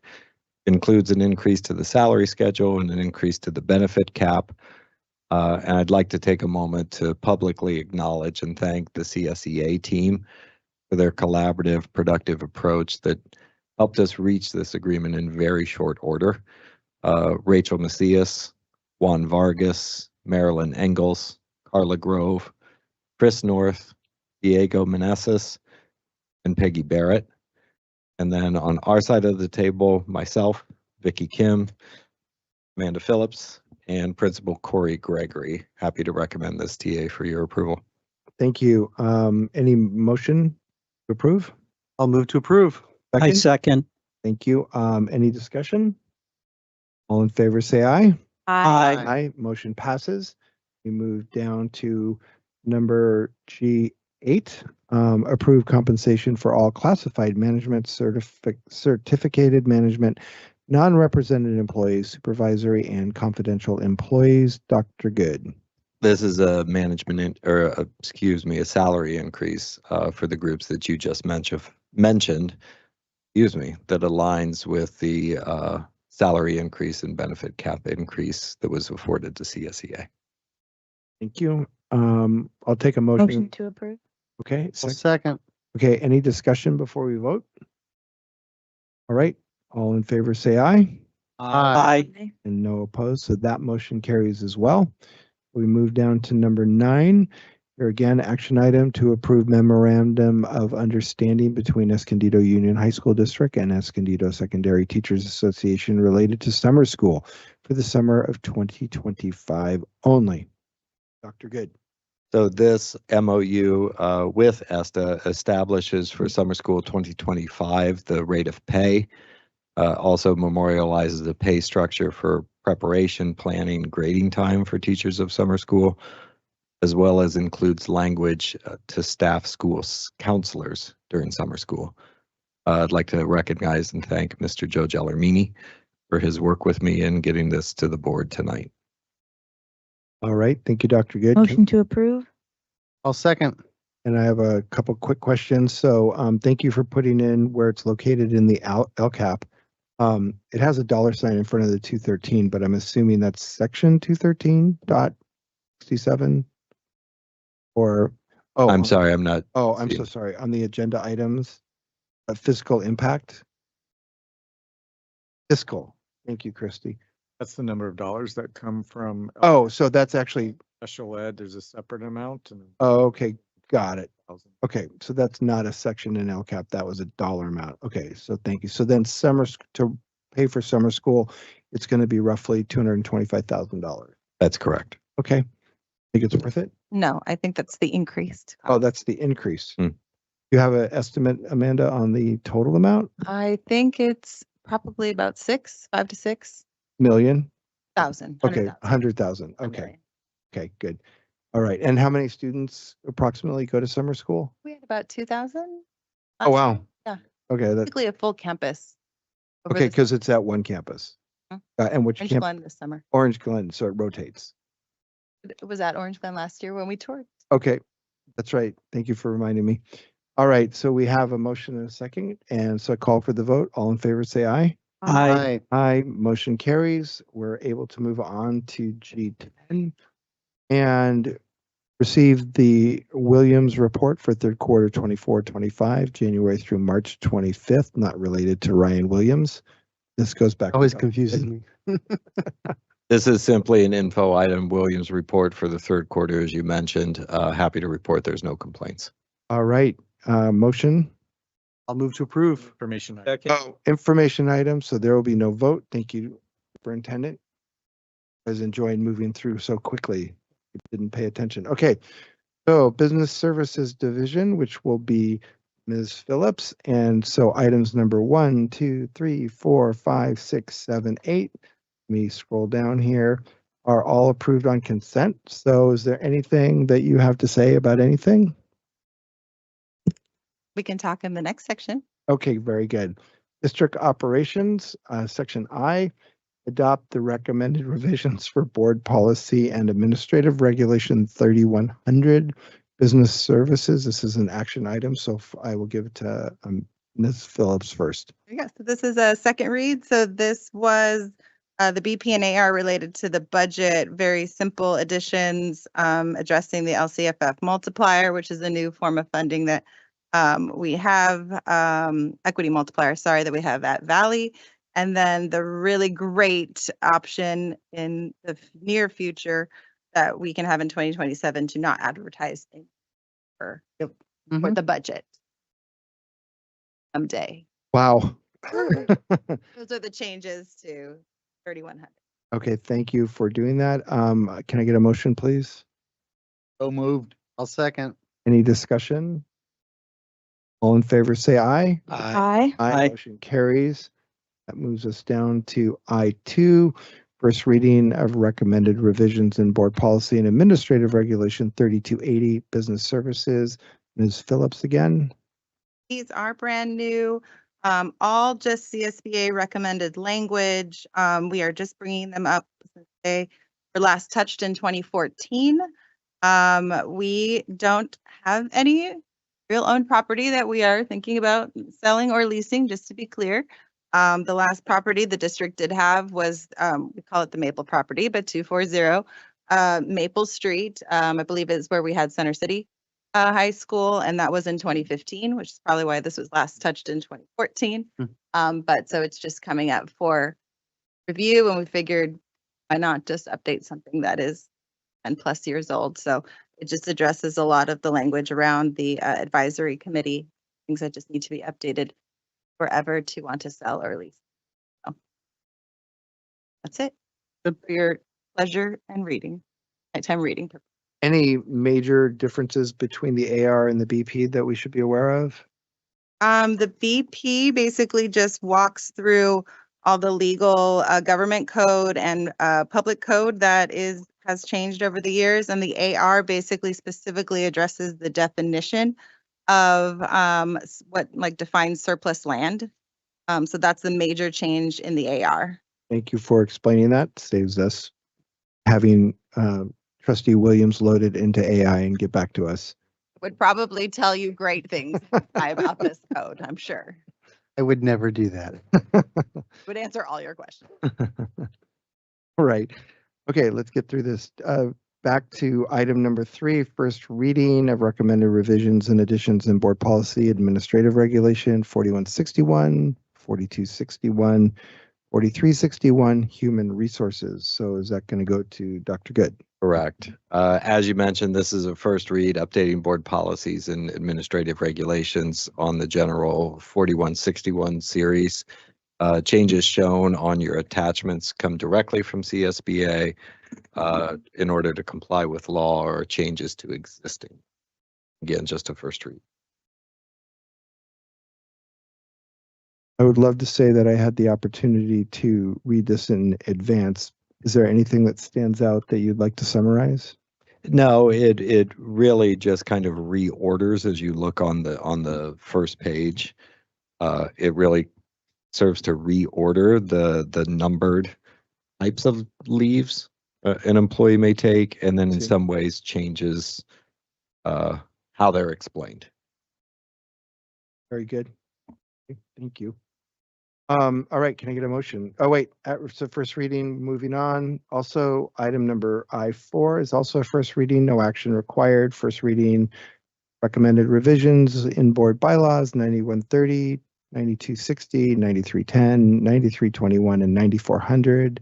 That goes to the superintendent, John. Yes, as you know, the 9,000s are the board bylaws. The 1,000s through the 8,000s are the board policies. And we were working on chipping away at some of our old bylaws last year to bring them up to date, because some of them haven't been touched since the 1990s. But we took some time to work instead on board workshop and governance handbook. But now that that's done, I'm going back to our bylaws and reviewing them one by one and bringing them up to date from the last century into the current century, according to CSBA recommended language changes. You'll notice that at the bottom, there's 3 of them that say deletions. Those are board bylaws that have the little caret next to the number. When they have a caret next to the number, it means it was a locally developed bylaw or board policy or AR, not one in the CSBA policy guidebook. Those were ones from the 90s, and as we looked at the information they contain, they're covered in the other board bylaws, so they are superfluous. So we're just proposing their deletion and then updating our board bylaws according to the latest recommendations from CSBA. CSBA has their own team of lawyers that make sure our policies are up to date with the government code and with the education code. So that's So John, I just got a quick question. How many more of these do we have out there like this?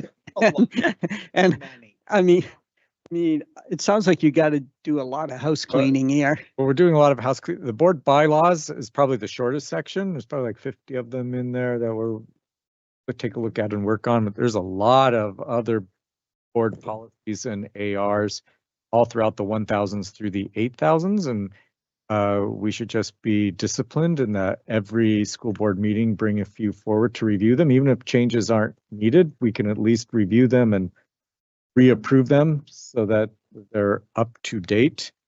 There's even one of the bylaws that's a first read tonight is a bylaw on BPs, on board policies.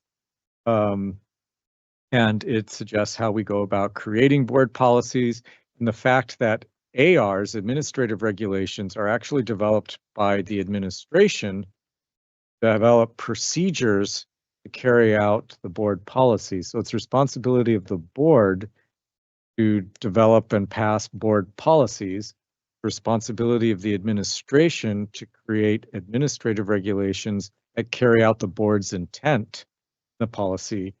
Our board policy does say in the first read here that we may take the ARs to the board for review and approval. That has been the tradition in the district. Most other school districts, from what I understand, the board does not approve the ARs.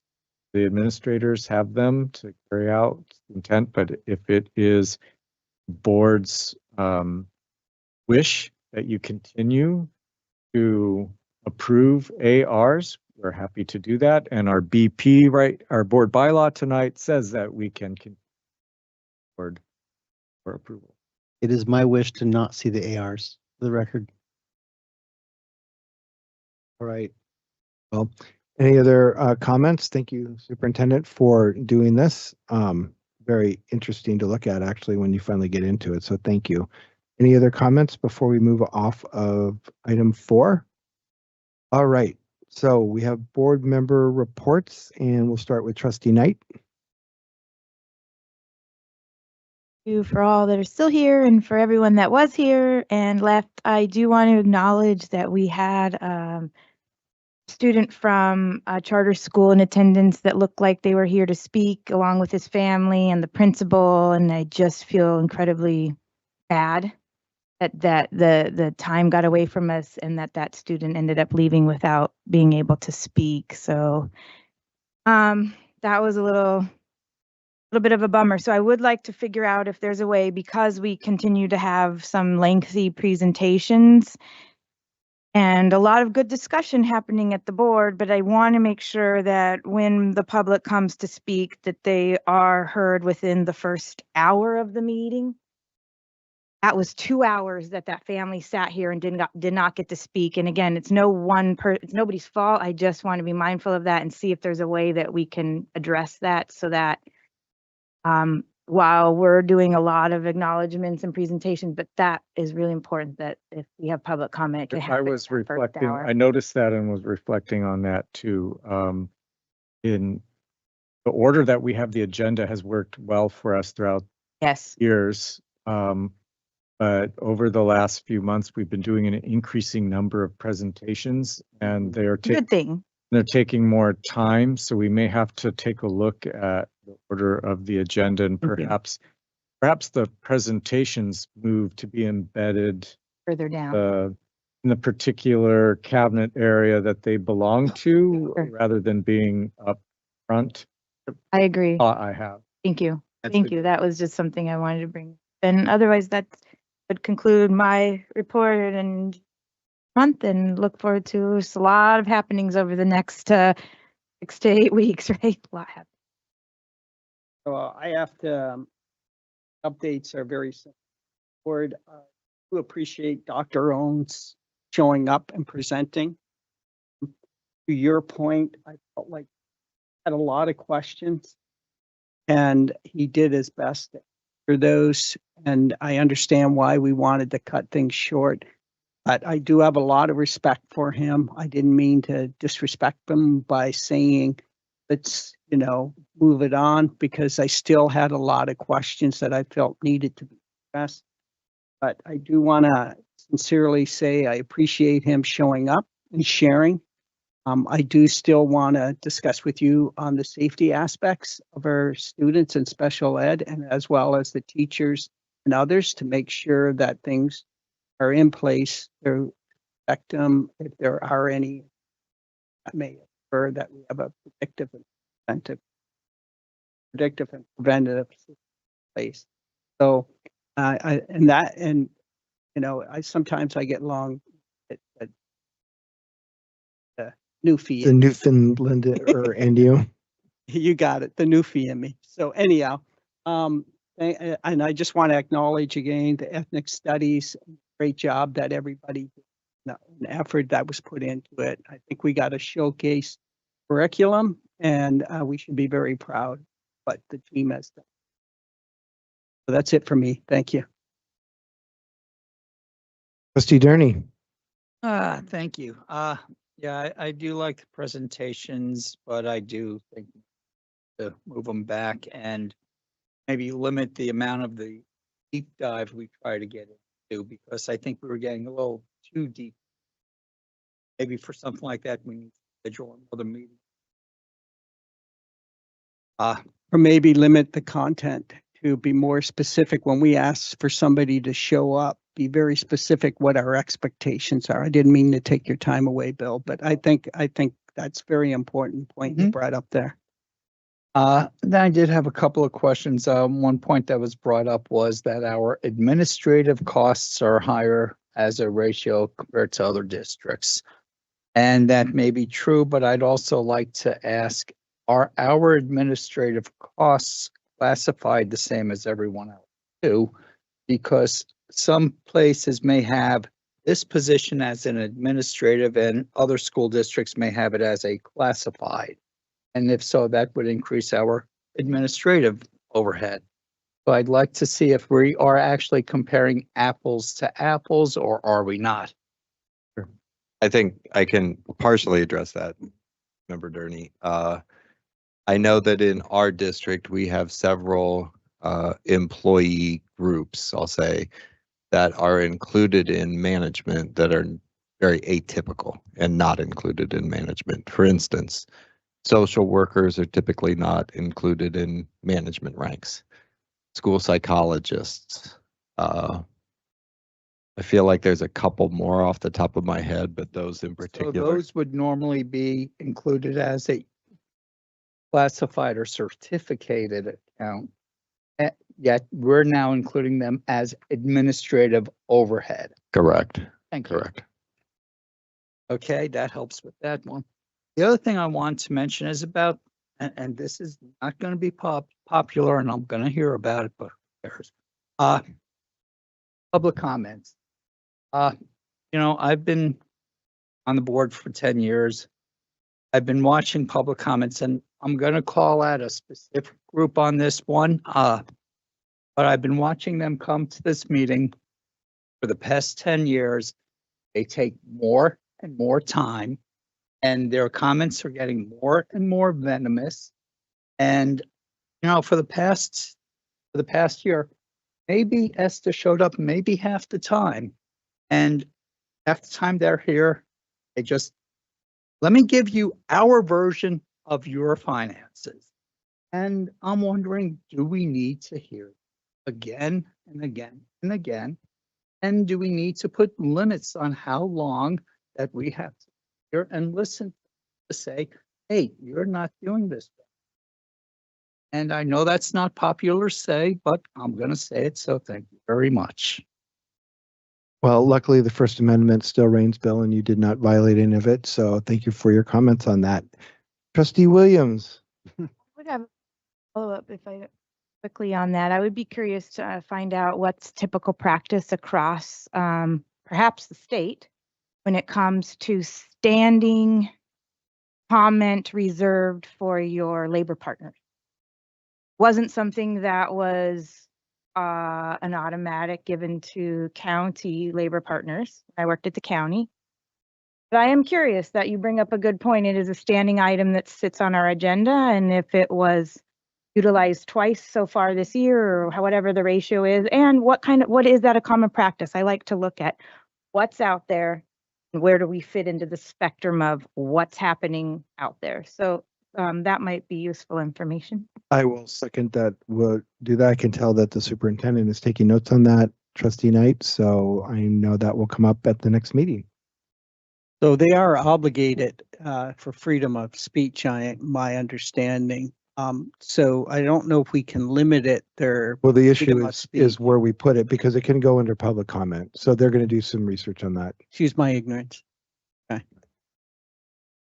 Okay, so on my side, I would like to reiterate the piece on just timelines on presentations, and ideally allow the public to have their say earlier within the meeting. I think that item's been heard.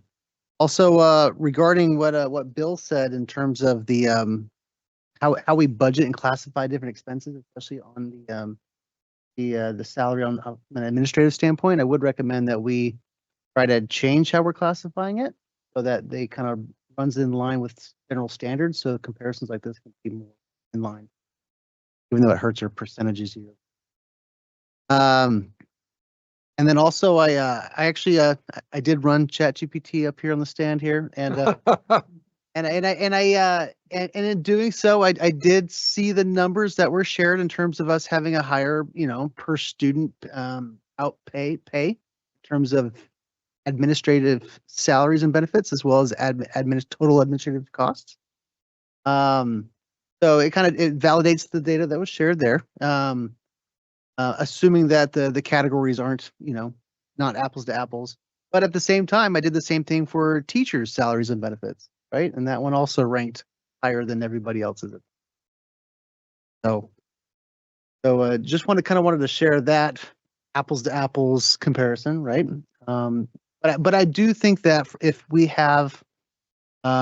doing something that's not standard in terms of how we categorize various GLs, then I think at least from my perspective, it makes sense to try to standardize that. All right. Well, thank you. We need to actually have a new board position for AI director. Sort of like a sergeant of arms, but like a quick fact checker. That is my comments for the night. Superintendent, your report, please. Thank you.